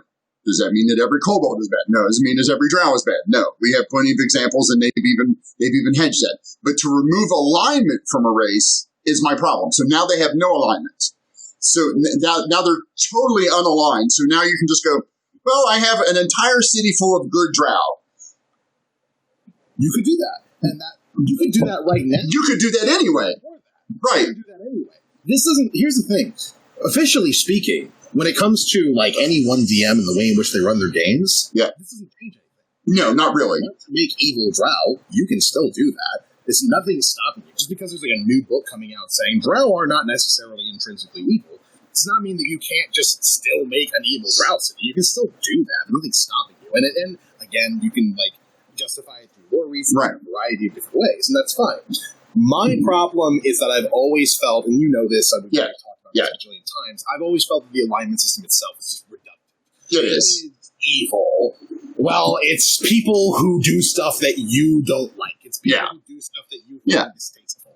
Well, is that really evil? Can you really say that somebody who's just going through the system and trying to change it in their own image because they think that's what's best for everybody is lawful evil? Like, maybe, what does it mean? What is the difference between a lawful good person and a lawful evil person? A lawful good person, are they somebody who maintains the status quo? What if that status quo is slavery? Would that not be evil? What if it's a lawful evil person who wants to revolutionize the entirety of everything, but he doesn't want to do it through a violent revolution? He just wants to get elected into a proper position of being in charge, and he wants to change everything. Now, a lot of people disagree with him. Does that make him evil? Well, depending on how you're perspective, it might make him good or evil, depending. Now, so these sorts of things are just like things that are just not accounted for by the alignment system. Right. Which is why I really just am down with just saying, you know what? Let's just do away with the idea that any one race is generally an evil thing, because it depends on the way in which it depends on what perspective you're viewing. Right. My problem with the change is twofold. My first problem is there's no example given in, if they were going to make the change, they made the change and then put out a statement saying this is the change and didn't tell. It's not written into the book itself. They didn't put an explanation in the front of the new player's handbook. They're not releasing a new player's handbook. They're releasing an adventure that has made these changes, and there's no preface in the adventure saying, we have made these new changes. So people who pick up this book don't know why the changes are made. Now, a lot of us who play D&D know about these changes because we're the DMs, or like I said, we've been playing for 30 years plus. And I'm fine with that. If there's a nice preface saying, hey, here's what we're doing. We're changing the rules. Putting out a small statement that nobody sees, or that most of your population is not going to see because they can't stand Wizards of the Coast. Like, a lot of people don't like, they love D&D, but Wizards of the Coast is like this horrible place, and I don't really care for them in and of themselves. I was mad when they bought TSR in the beginning because I knew that they were going to do the 3.5 thing because I'd played Magic before, and I said they're going to put out a new system, and 6 months later they're going to tell us all the books are wrong. And damned if they didn't put out 3.0, and 7 months later they put out 3.5 because half of their rules were unintelligible. That's the case for basically like any company. Yeah, but Wizards does that all the time. They're still doing it today with Magic cards. They print a Magic card and go, oh crap, we didn't see that coming, so now we have to ban the card. They do it all the time. They've never learned a lesson. This one's insensitive. yeah, they lose their mind. With the alignment thing, I've always used the alignment to give a good starting place. And like Ash, I do it on a curve. In second edition, there used to be this thing with an alignment chart where as you committed acts of one kind or another, your alignment would shift along this plane. Now, in second edition, it was really, really hard because you would lose XP if your alignment shifted. If I was lawful evil and started helping old ladies across the street every time we were in town, my alignment would shift from lawful evil to lawful neutral. The instant it did, I didn't get any XP for that. Like, I lost all the XP I would have gained for that level by changing my alignment. I think that was punitive. That was horrible. I get the idea behind that. And the idea behind that is to try and make people roleplay a character consistent. Right. That's the idea. Now, to put such a harsh penalty on you is a little ridiculous. Oh, yeah, go ahead. But I do agree with the fundamental concept that if somebody starts off as a lawful good paladin who's just like, I would like everybody to be happy and fun, and I want sunshine for everybody, and then all of a sudden they just start going on a murder spree. That's not, this isn't exactly what you said that you were going to be playing. I understand. You need to be a little bit more consistent with what your goals are, man. So that makes sense. So I get the idea of trying to be like, if you're going to play this character, this archetype, stick to it, unless you have a really good reason to go the other direction. And that's the thing that we as DMs have a problem with is characters who are like, oh yeah, I'm totally okay with my lawful good paladin marching into this orphanage and slaughtering 30,000 kobold babies because they're all evil. Right? That's how do you and under the previous rule set when you had groups of entire races and species that were just evil. Yeah. They could reason that out and say this makes sense. Yeah. What is wrong exactly? And I don't have a problem with I've always played my bad guys as the bad guys. Right? If they're bad, they could be lawful good bad guys. They could be lawful neutral bad guys. It's bandits or what have you.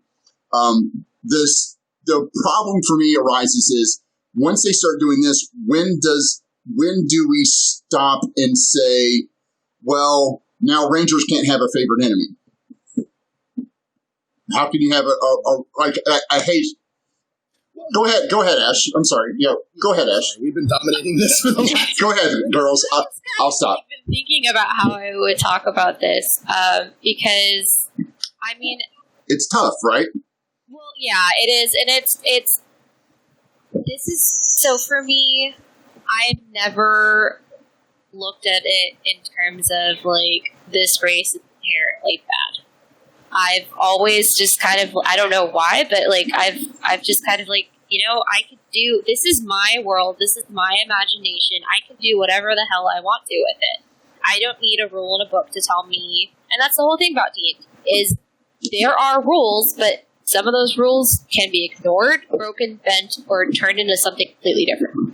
And this is a very sensitive time in the world right now, and there are a lot of changes that need to be made, but I don't agree that one entire race should ever be considered harmful, because that goes into the human nature of we've always put a negative label on something, and obviously the ground forever. Yeah. It sounds like, and I mean think about back in the day where Americans used to have Nazi commercials pretty much before movies started that depict all German Nazis and evil and horrible, but they're just people.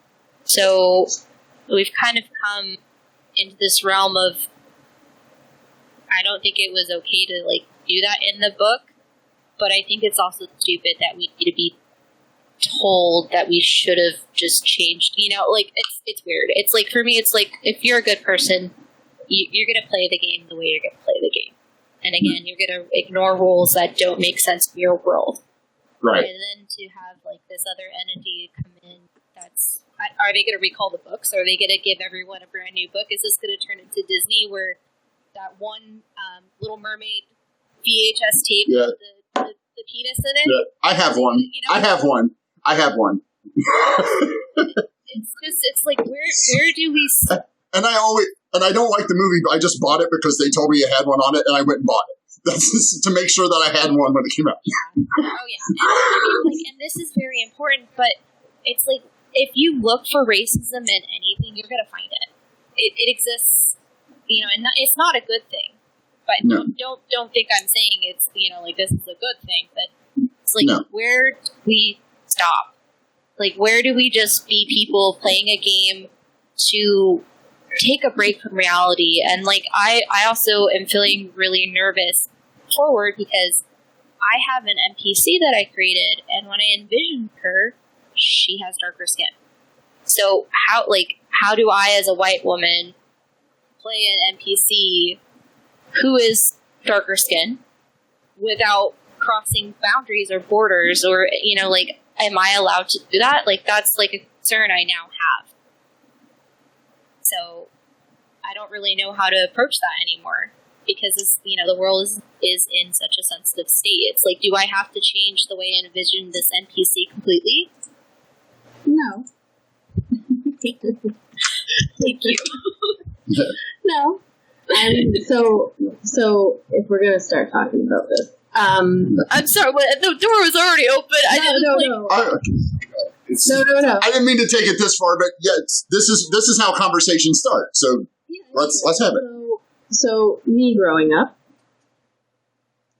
it was not lost on me, and it has never been lost on me, that elves were always, things are changing, but were always, especially when I was growing up, depicted as tall, slender, beautiful, white, blonde hair, gorgeous creatures. And then the drow, while still maybe being, tall and maybe beautiful in their own way, were black. And so, with white hair, and they were evil. So it's all ingrained in, America, and we're starting to have a conversation again and again and again and again, but we're having the conversation again now, and it's starting to be a thing that, people are actually talking about, in a more productive way, and it's not just, 5% of people talking about it, it's, a lot of people talking about it, so that is wonderful. And so, for me, growing up, nerd life, but in a town that was 97% white, and still is today, that wasn't something you could talk about, because then you're making a thing out of a thing that's not really a thing, but you're calling it a thing because you're the one who's seeing that the drow are all black and that all the other elves are light skinned, and so you're making it an issue. So now that, I agree with taking out a completely, this whole race of people who just happen to also have dark skin, and we're trying to pretend that all this other history doesn't exist in the people who created this system to begin with. They're all evil. And it reinforces this, even if we don't, most of this is stuff we don't realize is happening, but it reinforces this black is bad and white is good thing. And so to take away the alignment of evil from this entire race of dark-skinned people, I completely agree with, because I never thought of it that way. But again, me growing up, I am half white and half black. My mother is Grenadian and Bayesian, Barbadian, and my father was a bunch of different Irish, Sicilian, Welsh. Like, we don't actually even know Welsh. We found out that maybe orphans came over on a ship. Her last name was taken from the ship captain. So, but I didn't grow up in a town with a lot of, I was like one of 3 non-white families in my entire town. So that wasn't lost on me, and it wasn't lost on anybody else who was playing, even if they didn't realize it at the time. And so, like, it just was ingrained, and the more you see it, it's just like white good, black bad, white good, black bad, white good. It gets beat into your brain, even if you as a player don't want it to be, and if in theory the original intent was not to make it that way, you didn't have to intend to make it that way. You made it that way. And so, like you're saying before, like, an entire race of intelligent humanoid creatures, more specifically, shouldn't have a label of where they're all evil just because evil, because it makes it, and again, you will notice orcs are not light-skinned. You know, all of the beautiful, happy, nice people are light-skinned in all the original art and all of that, and then you start to get into darker skin, and I know that the night is scary and all of that, but it just reinforces this whole conversation that we are now finally having.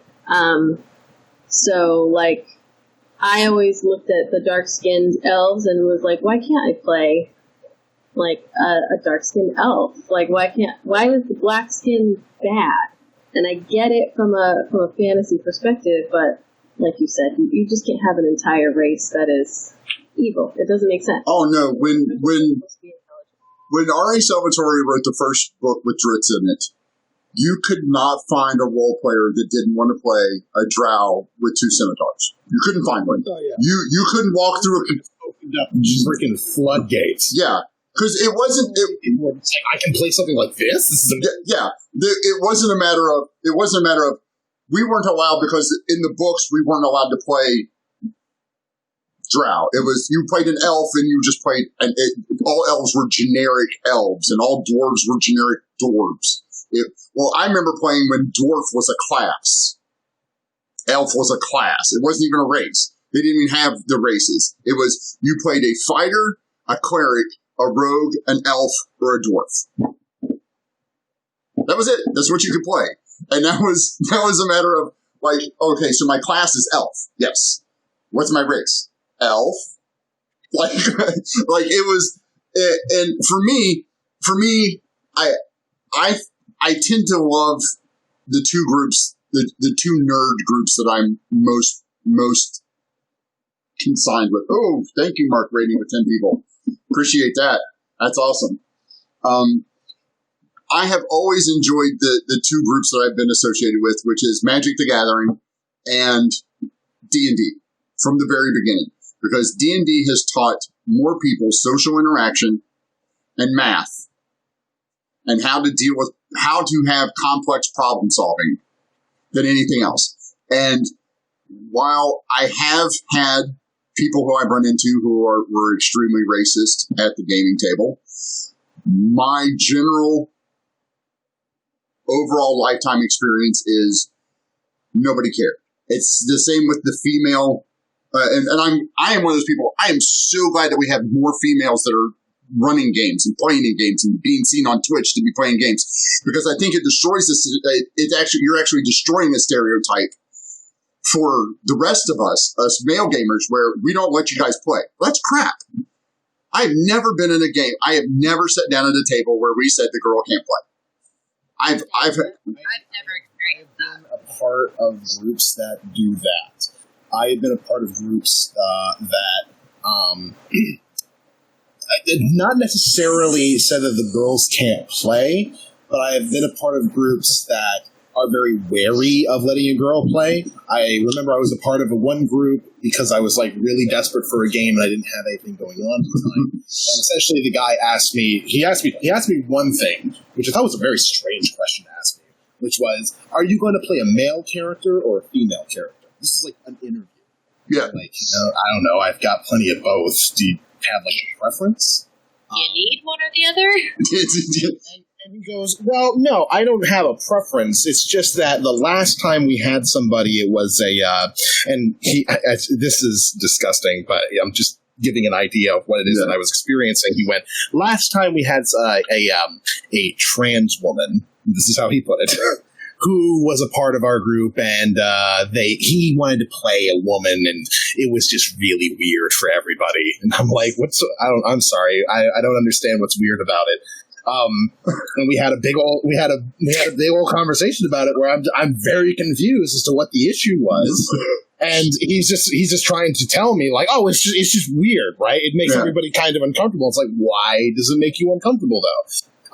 I've been a part of groups like that. I've been a part of groups that think that like women are only capable of like role playing a certain way, and as such, we don't think it's a good idea to have women in our group because our story is kind of dark and they can't really handle that, and which is kind of ridiculous. So I've been a part of. If they played with any of the girls, if they played with any of the women, I say girls, but any of the women that I played with, boy, Nikki will put one on you. And she played with us she was the only female in a group of 11 guys who were playing, and she gave as good as she got. And so with the two ladies here. So how do you guys feel about the emergence of? Do you see it as an emergence of Twitch, of social media putting that more out there? Have you guys always been a part of the gaming industry? So I did want to say, like, so when you were asking Ash, like, so can you play this character? Do you have to change how they are played or anything? No. That you definitely. So, in theory, in the world of in this fantasy world, in the world that you've created, I don't know if there's this whole history of 350 years of slavery and all that, but so like it never pops into my mind when I'm playing characters. I intentionally include all types as much as I can in my thought process when I'm creating, and especially like also Asian characters because they kind of get forgotten. And so you don't have to like change anything as long as there's no tokenism or like no, it's just I had set a goal for myself when I started writing my home brew because I had played in so many groups where all the NPCs are men. All the NPCs have white human. So it's like I really wanted to open the door of like one of the last town that my players were in. There was actually an orc blacksmith, and like they were all like really confused, especially the problem player who wasn't there, who happened to point out, wasn't he supposed to be evil? And I was like, not in my world. He's a really well-respected person in this town. Like, you're gonna fucking offend him. Like, what the hell? I mean, like, are you saying this as a player? Or are you saying this as your character? Like, has your character even met orcs? Like, you hadn't, like, there was no conversation before that. Right. You can't just assume that. So, that makes me feel a little bit more comfortable. Because, I mean, the person is an NPC that's helping the players out. So, it's, I mean, like, her job is to help them get to an island, map the island out, and to then go back to her job and deliver. So it's, I mean, she's freaking badass, by the way. I'm like so excited to have the chance to role play her, and it's I'm just excited. I see it more when when I do the females for my group, because it's all males that I play with in person. And when I do the female voices and things like that, my group doesn't even notice. I don't even think they care sometimes. Like they want to hear the words. They don't care who's saying the words. This is like, yeah, cool. Give me the map. Give me the map. Like I can see the hamster wheel sometimes in your player.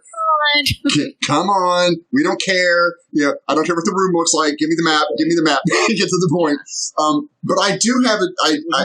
I'm trying to paint a scene. Yes, I'm painting a scene here. But back to the question.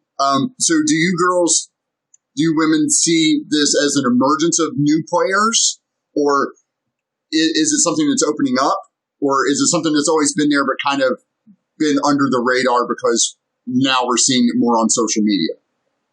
I think it's kind of a weird mixture of all of the above. I think that it is definitely empowering. See, a woman sitting in the DM spot. Like I play with an all male cast. It just kind of ended up working that way, and they have no problem with it. So far they seem to be absolutely in love with the detail of my story, and I think the more that more women see other women out there doing it, and also like there's always the stigma of D's for darts, and the attractive women do not play D. And part of me doing D is I'm also a nursing student, and I learned about how D&D is used as therapy, actually. Me used to help people with anxiety, depression, for children who have autism that want to explore different ways of interacting with people. So that's the framework that I'm approaching it as. This is a tool that anyone can, and I'm all about more women playing as a DM. I mean, there's no reason why they can't. There's no reason why they shouldn't. You just need a damn good imagination and some organizational skills. That sounds like a job for any woman out there. So. Oh, did you say organizational skills? Oh, crap. I should probably stop now. I don't have any of those. Yeah, and I mean, so the masculine and the feminine and all the ranges in between, the brains operate differently. Oh, yeah. So there's different approaches to the game. Any game, all games. And of course, like this game and a lot of war games primarily were played by men. It was like still about 80%, honestly. Still, the last time I looked up stats on stuff like this. But the more diverse of a group that you have, the more better your game is going to be. Because you get just and that's just life in general. People are starting to understand that a little bit better now. But the rules that were written in the 70s, they came from very specific people with very specific worldviews who had not experienced a lot of things that other people have experienced. And as you get more and more people in who have experienced those things in life, you're going to have a different type of game. And my group, as you have seen, is a 50-50 split with me breaking it as the DM. Yeah, so like the girls are the girls are actually my friends, and the boys are my husband and his friends. So like it was these two groups that kind of came together. But I see more women coming in. Definitely a lot more DMs. Like I've never seen a woman DM until like recently, probably because I was like out of it for a while. But now it's all over the place, and a lot more minorities coming in. So like everybody's bringing that life experience to their game. And obviously it's Pride Month. We have a very diverse group as well when it comes to sexual orientation and like all of the experiences that go with that. So the more diversification there is in the game, the better the game is going to be. Those people are going to come up with rules that make sense for experiences that they've had in life, that will represent more of how real life is, as opposed to the way it was originally written, which was just how one group of people, I work at a bank, so let me tell you, how one group of people viewed the world, like, that's how the bank is run. And, now there's people coming in and changing things up. It's the same for gaming. Like, women were always playing games. We were just playing different types of games because the standard games that were being broadcast and advertised were not advertised for women. And they didn't include things for women as a general statement, or have women in mind and girls. Now it's starting to be like, you bring women in to design the games, and hey, look, there's more stuff there. And The Last of Us, super, yes, it's really violent, but like, what other game, and this is going to be a spoiler, but like, what other game, spoiler, Last of Us First One, this came out many years ago, so I don't feel bad, but what other game are you going to start off where like your kid dies? What game do you know that like Call of Duty doesn't do that? No. Call of Duty is very fond of nuking me. That is. Have you ever heard of the concept, the datification of games? No. So there's this thing. It's sort of a documentation of as to things that are happening more modernly as opposed to games that existed in the past. Like Last of Us, the latest God of War game, some of the Resident Evil games even. There's this notion of like, as gamers have grown up, since gamers have existed for a couple generations now, and now your average gamer is a little bit older, usually somewhere between like the 25 to 30 something age group. Games have started to be made to go towards, for one, the male audience, but for two, an older male audience that really like the idea of playing as a dad. So there's this idea of making a gruff adult male character, like The Witcher, primary responsibility is taking care of a kid throughout the entirety of the game. And so this appeals to an older generation of male gamers predominantly, that really just love the idea of just taking care of a kid. And one, because some of them have kids, and so it's something that they can relate to really well. But for two, because it's sort of an idealized, romanticized version of like a father-child relationship in general that they really would like to have. So there's that idea. Yeah.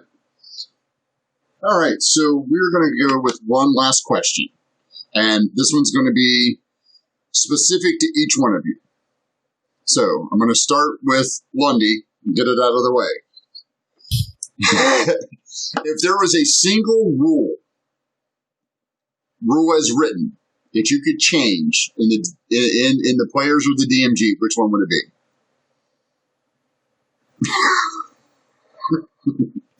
I got to choose one. Yeah. Are we going to have the same question? Because I might need to grab a book. No. No, he's personalizing these questions. Yes. I think, to a degree. Yeah. Action economy. I think that right now it's okay, but there is something to be said about the original, not original, but back in Pathfinder, for instance, where you could do a 5-foot step for free. Mm-hmm. I would really love that to come back. I think that's a really good rule that's like very necessary for a lot of classes, and super helpful. I think that would be a big one towards making the game a little bit more accessible for a lot of like imagined situations. What do you mean by that?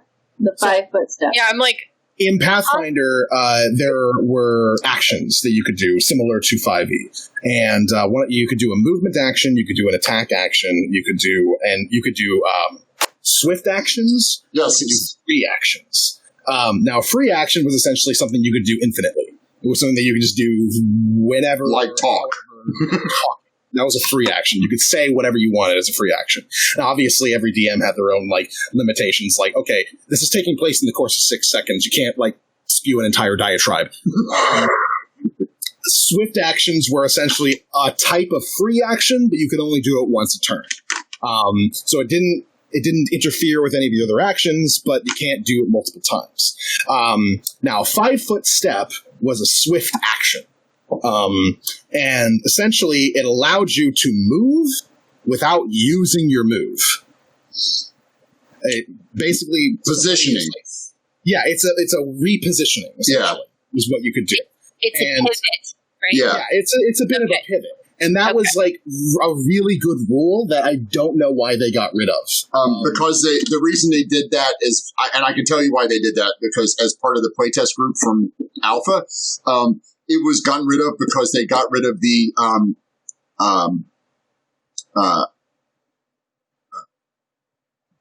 attack. When somebody leaves your area, Attack of opportunity. attack of opportunity. So they changed attack of opportunity to only leaving your area, because it used to be entering or leaving your area. So They got rid of the enter. So they got rid of the enter and got rid of the 5-foot step at the same time.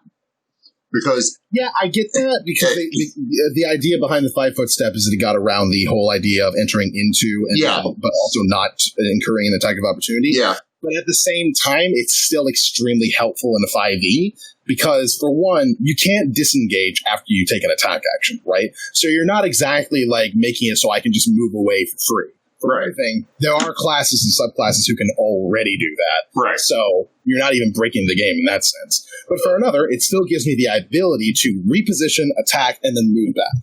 Now, I'll still get attack of opportunity because I'm not taking the disengage action, but it makes combat a little bit more fluid, in my opinion. And I think that it's something that would be really good to bring back. I think that's a good house rule to try and see if it works. Like I didn't care for it either way, because I wanted to try to get away from 3.5, which is why I voted against most of that stuff from 3.5. I really did. I was one of the big proponents of, can we get away from the min-maxing munchkinism of 3.5 and get down back to like our core second edition stuff where the classes feel different instead of everybody can do everything, and just, it's like, who cares what your class is? I can still cast spells. I'm a straight class fighter. Who cares? So for Ash, this is an easy one. Real quick. Apparently I can't type it in the chat. So Mark is asking what prevents you from doing that in the system right now. Well, in the system right now, you can, unless you have a subclass feature or a feat or something along those lines that allows you to do it, you can't move, attack, and then continue moving. Yes, you can. According to rules as written. Or no, according to rules as written, you can. But according to rules as written, you can. You just can't take as long as you still have movement. Yeah, but you can't. Okay. Well, it still doesn't allow you to reposition like in the usual way. It's complicated to say, but basically, like, I shouldn't have to use my movement twice in order to get away from myself the way I would like to. It's just more. It was to allow a 5-foot step instead. It was part of the change. It was part of that change where it used to be you could move, you could attack then move, or move then attack, but you couldn't do both. Right. So now they changed it so you can attack, move, attack. Like if you get multiple attacks, you can attack somebody, run over here, attack somebody else, and then run over here, as long as you still have movement. So that was part of the change. At the same time, extra attack means when you use extra attack, for instance. Yeah. When you attack somebody and you get another attack, the way I've always interpreted that rule, and the way in which most of my players have interpreted that rule, is if you attack somebody, but you have to move in order to do another attack. Like, say I bring somebody down on my first attack, and then I have to move and then attack another person in order to use the second attack. That's using a move action in between my attack action, which means I don't get my extra attack. No, that's not how it's worded. The worded for extra attack says when you take the attack action, you get another attack. It doesn't say when. It just says when you use the attack action, you get a second one. You get a second swing. So it's vague. It's very vague. It's very it's very vague, and it's intended to be vague so DMs can do whatever they want. Yeah, I believe it's one of those. So I still think regardless of any of this, adding a 5-foot step is a big. It was such a major part of Pathfinder that made it so much easier to make this combat more fluid. Yeah. That to take it away, I couldn't play Pathfinder. I didn't like the spell system in the first edition. So this. Well, the Pathfinder is an exceedingly complicated thing that I wouldn't recommend anybody play unless they already read a bajillion things in the first place. Yeah. But one of the features of it that I enjoyed the most was definitely the 5-foot step action. All right. So, Ash, this one's easy. Okay? It's a no-brainer. Do you use the... You're setting me up for success. So, do you use the flanking optional rule or not? It's highly debated. I don't think it's actually come up. Yeah, I don't think we've had a situation where that's happened yet.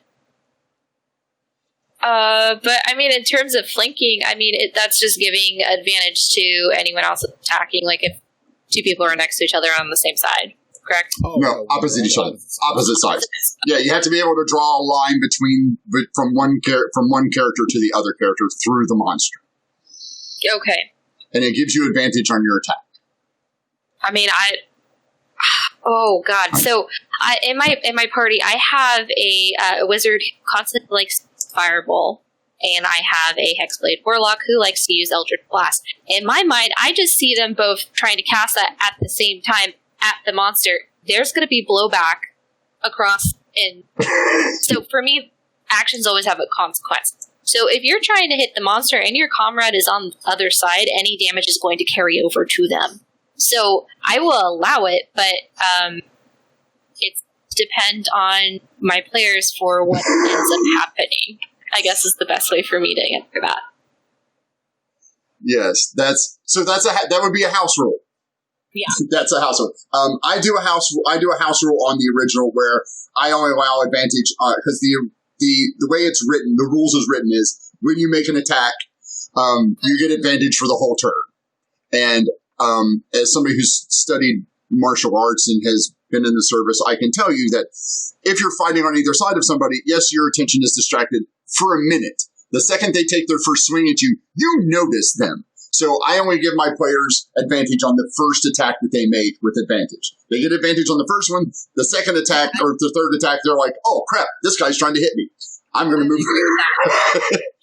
I would definitely agree with that because it's the same thing as like getting sneak attack. Yeah. Like you're not going to, it's just the first one. And then everyone's going to roll initiative and we're going to combat. So, but yeah, I totally agree with you that it would not be entire time. It would just be that first one. All right. And for Izzy, another really simple one. It's not hard at all. Do you allow your players, or will you allow your players, to create their own magic items and or spells?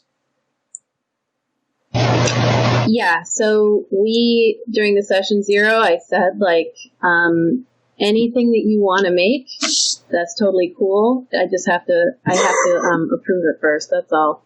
I love homebrew stuff. I think it's great. I follow a lot of, homebrew Instagram. I love all the art people make, and then like I said about diversity, there's all different types of people making all kinds of magic items and coming up with new rules, and I am interested in all of them. I just don't want them to come out of nowhere and suddenly pop up in the middle of my game. Everything that they want to do that's not in the original rule books that I can reference and understand and fully know, I just ask them to bring it to me first, and I'll give a thumbs up or a thumbs down. And if I give a thumbs down, I will have very likely done some research first to give you an explanation as to why I don't think it's a good idea. I don't usually like to just say no. But sometimes the no might be that I'm still a new DM and you're still a new player, and this could break our game. So I'd rather not risk it and just stick with this particular item is just not a thing that we're going to use. But I will say there's this random item that I found on D&D Beyond. It's a potion that they have now that they have not identified, and they probably have forgotten that they have it. It's a really horrible one, and I hope that they don't drink it because it will. Speaking of those magic items, there is actually. Speaking of magic items, there is a random. I'll send it to you guys when I remember to do so. I have a minor magical item table that is a random generator, and it generates minor magical effects on magic items for armor, weapons, and trinkets, and it is hilarious. Like there's one of the things on there could be you always know the direction of the nearest alcohol. See, I love shit like that. And they're really, really minor. Like you can cast a cantrip once, or it has like 3 charges of light, and then it never recharges. Like it's got 3 non-reusable charges of light on it, or something like that. So your players get magic items, but they're not overly powered, and they're finite, right? I love it. I think it's great. So here's the last thing we're going to do is I'm going to let each one of you ask me a question, since I've been asking all the questions today. So we'll start with Izzy. So she had to answer the last one. I'll let you ask me a question.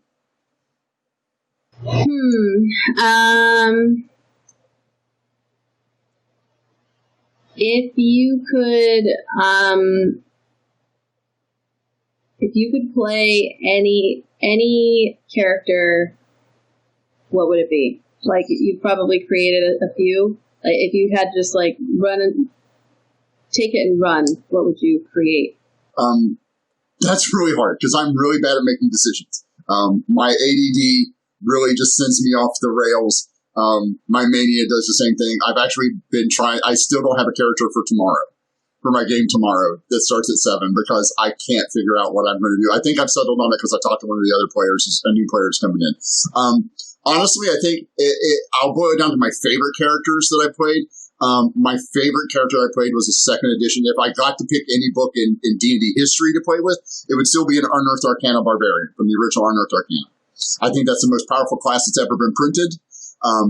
They're nigh unstoppable at 4th level and beyond. It's broken. If you ever get a chance to read the rules for them, they're just broken. Their armor class, based on the armor classes back then, it was 10 to -10. They get a -1 to their armor class for every point of dexterity over 14, and they get a +1. They get a +1 hit point for every point of Constitution over 15. So not the basic 1, 2, 3. It's if I have a 20, I get a +4. If I have a 25, I get a +9 to my hit points every level. They're broken.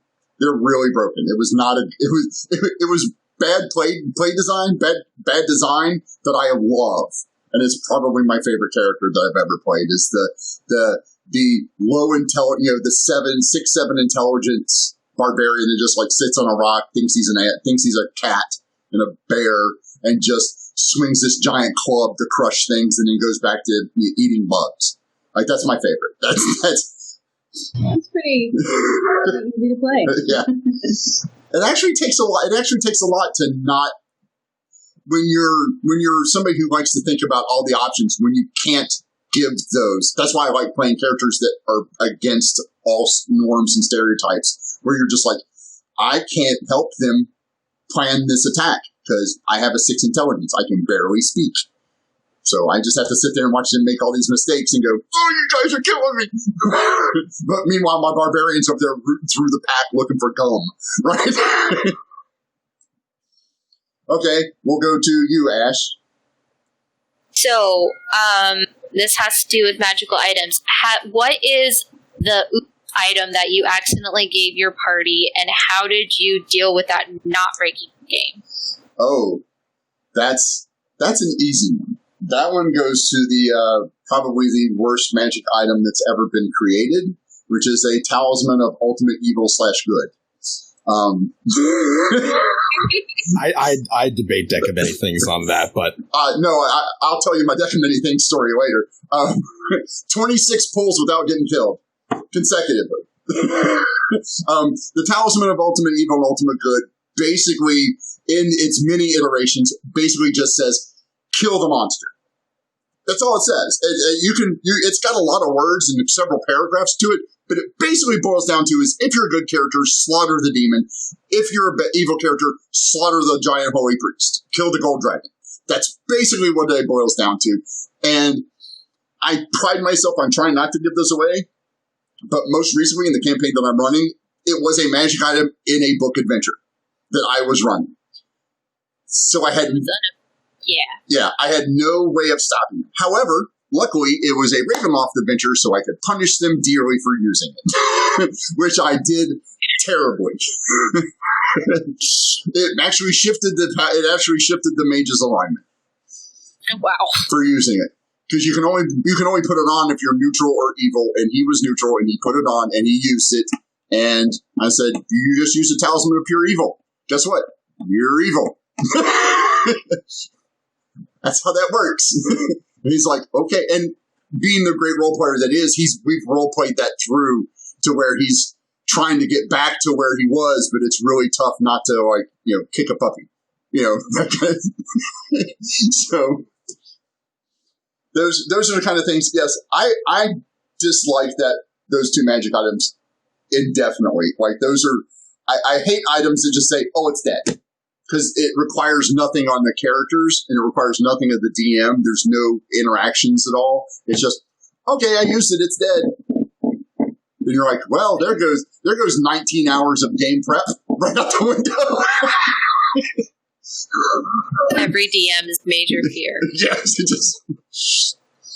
All right, Lundy. Speaking of 19 hours of game prep out the window,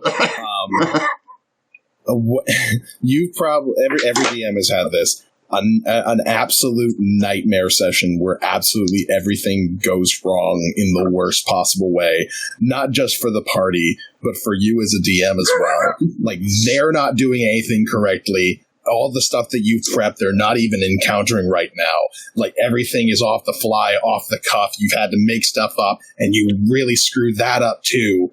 Like, what is your biggest nightmare session? I just had it right before COVID. I literally just had that exact session. I told my group that they were off the rails, and they said, well, how far off the rails are we? I said, well, let's look at it this way.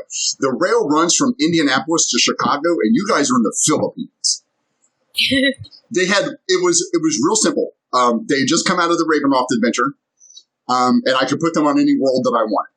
And I have a lot of players that have been playing for a long time, and I have 3 new players, right? So I have 3 players that have been playing we've been playing together for 25 years, and I got 3 players that literally just started less than a year ago. Okay, I put them on Ravnica because the Ravnica book had just come out, right? I know all their Ravnica lore because I play Magic since 95, so this is good. I know everything about it. They don't. It'll be great immersion so they can find out all these cool monsters and things they'd never run into. They go to the city. They find out that the village is being attacked. They solve the problem, they go back, and then they go over to the next city because they want horses because they're supposed to go over near the mountains. And it's like a 5-day travel by horse or like 3-week travel by foot. So they go, all they have to do is cross the river, which has a boat, go get some horses, and then ride away. No. These knuckleheads take a random thing that I said from the town guard, who's 16. Like, yeah, you guys are adventurers, you probably talked to the mayor, huh? And the horse guy is right there at the gate, right? So they go through the gate. This guy happens to, I just happened to stupidly mention this. One guy goes to talk to the horse guys. The rest of them go to talk to the mayor. I'm like, fuck, what are they doing? And then they end up, so I have to make up, why did the mayor want to see him? Oh, well, we got these 2 giant boxes. So I made these boxes like the size of pianos, right? They're covered in these 4 big silver chains with 3 locks on them and these magic runes. Try to make it as do not touch as I human. Like, yeah, that's fine. We'll take them. We'll take them to the next city. I'm like, you guys are on a timetable. Nope, we'll take them. Meanwhile, the guy talking to the horse trader is trying to convince him to move his ship back to the original town that they were in because that's where he moved from. Because this one's closer to 2 towns, and he's making more money. And they were like, oh, no, we'll totally pay you to move your ship back. And he goes, I just moved over here. Like, he spent an hour of game time, an hour of real time trying to convince me to get this guy to move it back over across the river. And I'm like, guys, all you had to do is go buy some horses and head out. Like, that was it. Like, you were literally just grab some horses. They're cheap. And it was 3 sessions, and they managed to get off of Ravnica because they hated it so much. It was literally three sessions, and they were like, fuck this place. We're leaving. We're never coming back. And I literally have 30 some odd pages in my notebook of this huge arc for them for this, because I get 2 weeks to plan between each one. We play every 2 weeks. I've got like 30 some odd pages. Gone. Poof. Never touched them. Not a single one of them. because they just went off on their own and just totally screwed the whole thing. And I was like, thanks, guys. Appreciate it. That's... So I pride myself on being able to just, like, on the fly come up with whatever it is that my guys want to do, mostly because all of them want open worlds, so that's what I offer them. But sometimes, I swear to God, they have no coherent direction into themselves. This happened several weeks ago, but they were trying to get one of their friends out of jail because he legit just, like, threatened a Duke to his face. So the Duke arrested him. And the guys are like, all right, we got an idea. We're going to sneak into the Duke's place, and we're going to steal his seal, and we're going to steal one of his letters. So they do that. And I get the idea that they're coming up with. I'm like, they're going to forge a letter of, like, pardoning or something. And then they make a new... The person who got it was their druid, who turned into a cat to go and grab it. And then when they came back, they spit the letter out that they stole, and then spit the seal out. They ate it? And yeah, they ate it. Oh, okay. So I was like, wait a second. So the letter was like not something that they could actually like read. So he's like, okay, well, we can't put this letter back, and if we don't put this letter back, he's gonna know somebody took the letter. So we gotta reconstruct the letter. So they reforged the letter, and then they seal it. And then they just put that back in the Duke's office, at which point I had to stop them and go, I'm sorry, what was the point of that? you didn't actually accomplish anything, at which point the mastermind behind all of this is just kind of like staring at his screen for a moment before he goes, did we not write a letter of pardoning? No. I swear to God, that was a part of my plan. Oh, yeah, they totally... Oh, it seems that Streamlabs is being a naughty person, huh? That is, I will have to deal with that. It is set up for, it's Streamlabs. I don't know what to do about it. I apologize, Mark. I will fix it. I promise. Mark and me got timed out. Did you? It's like 3 lines? No, banned. I have to fix it's, I had to update OBS and then reset all the timing and the moderator thing for Streamlabs. So I had to go back. I didn't even think about it till you guys were like trying to say something. I was like, oh shit, I totally forgot to fix Streamlabs because I neutered Nightbot. Like Nightbot doesn't say anything anymore except, hey, look, this is go here, say hi, right? But Streamlabs apparently is off the leash and out running around attacking people for no reason. So I'll have to fix Streamlabs. So anytime I do a stream with other people or anything, I like to ask them if there's anything that we didn't cover that you'd like to cover. If there's any comments that you'd like to make about how everything went. And I would like to invite all of you back again.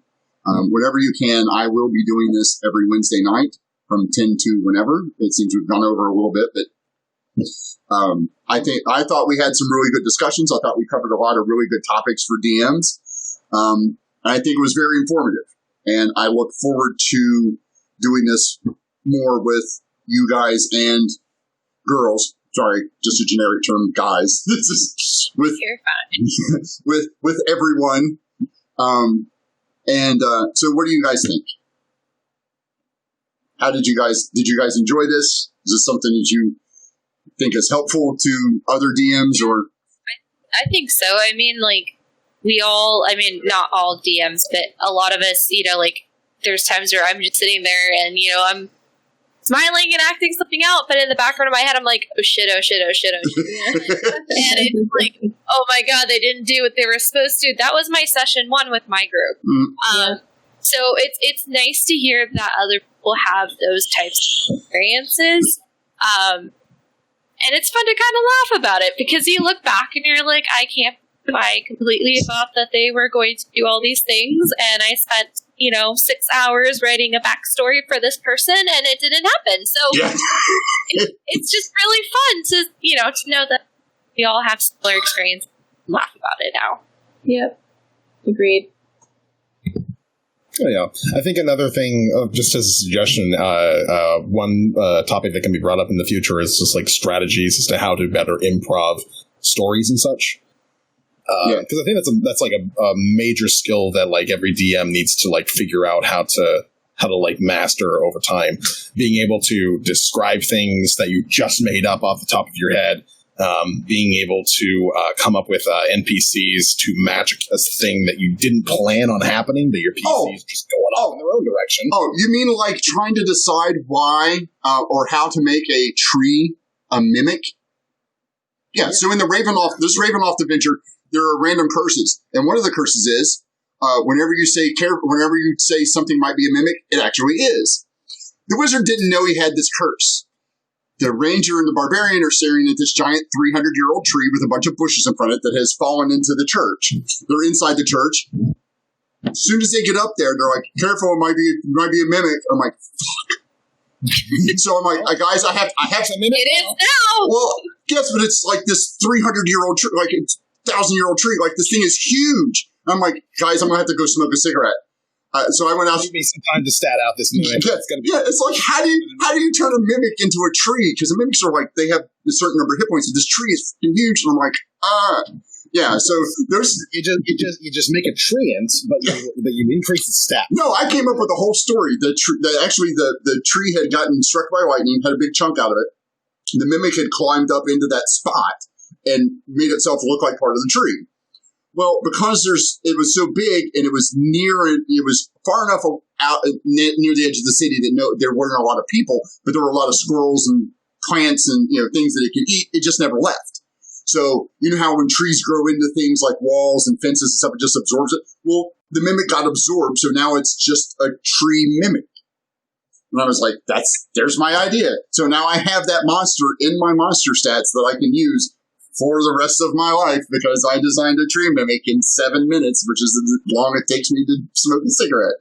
So that's another fun thing to probably have like a topic concerning is proper ways to instruct new players when it comes to role playing. I've had a lot of new players who are just like, I have no idea how to role play, and I have no idea how to even get started. And oh yes, that's a conversation in and of its own.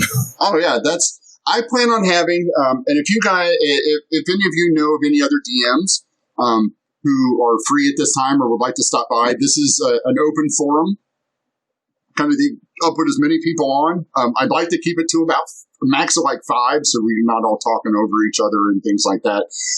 I think 3 or 4 is probably the max, but no more than 5 is probably the max. But if you have other DMs that want to join in, have a chance to stop by. Like I said, I don't mind if you're running late or hop in whenever. I think it would also be fun to do like a version of the theater game and then like kind of where to better our storytelling and adaptive abilities to even like do a short, like 5-minute story where we all take turns telling a part of it. Yeah. I think that would be really fun. I actually part of the idea for this stream was actually half of it was going to be this roundtable discussion, and the other half was going to be the 3 of you improving in the city of Fishport, which is imagine Las Vegas in the 50s and Jersey in the 70s. My only problem with this idea is that it's too in depth to do a regular improv. Yeah. To talk to us beforehand, we'd have to. We'll need a So my premise is you guys are basically the Night Watch, and you guys are just going to solve random stupid problems that like getting a pseudo dragon out of a chimney. Like you don't need stats, you don't need a real character sheet for it. It's all role playing, and you get to pick your favorite NPC that you never got to play, like the one you spent all those hours on backstory. You're just stuck on the night shift, and it's Reno 911. Security guard without a baton, or yeah. You're basically a mall cop. It's in a city full of in Vegas. It's basically what doing a little bit of like improv, like training sessions would probably be like a decent idea. One, because it would help anybody who actually needs any help when it comes to like actually being here. 2, it'd be a good way to like demonstrate how to do it for when you have new players who are just like, I need to get better at role playing, but I have no idea how to do it. Yeah. Also, what do you guys think about having your players do something like this? because I am looking to fill spots during my streaming times. And how do you feel about bringing players in from different streams and talking to them about their experiences about D&D and things like that? I'll ask them. I'll see if they're into it. I mean, I know most of mine, they have very busy, like, the only reason why we play every other Sunday is that's the time they have to dedicate. But I mean, I can put it out there and see what they think. Yeah, my players are not very tech savvy. If you have watched any of our streams, I have watched a few. Okay. And my only problem is some people, I just cannot hear what the heck they're saying. Yes. I'm just listening going, what is going on? Yeah. Yeah, so some of them have troubles with technology, so I could try. Well, I just wondered if you thought that having basically like a small topic about an AA for players. Yeah, an AA for players, or because on my because bring in one of your players and be like, so what do you not like about? Yeah. So, is there anything you would change? No, I do a lot of. I'm going to plug myself here for the last couple minutes. I do. Now that I've gotten my stream and gotten my personal life all settled, I have going to start doing more character generation, more tips and tricks for newer players, for experienced players, especially I tend to do stuff that I enjoy because it's easier for me to get excited about doing it. I love character creation. I have thousands upon thousands upon thousands of characters that I've created and never played. I can do walkthrough. I'm going to be doing walkthroughs. I also am going to play some other video games like BattleTech because I love that.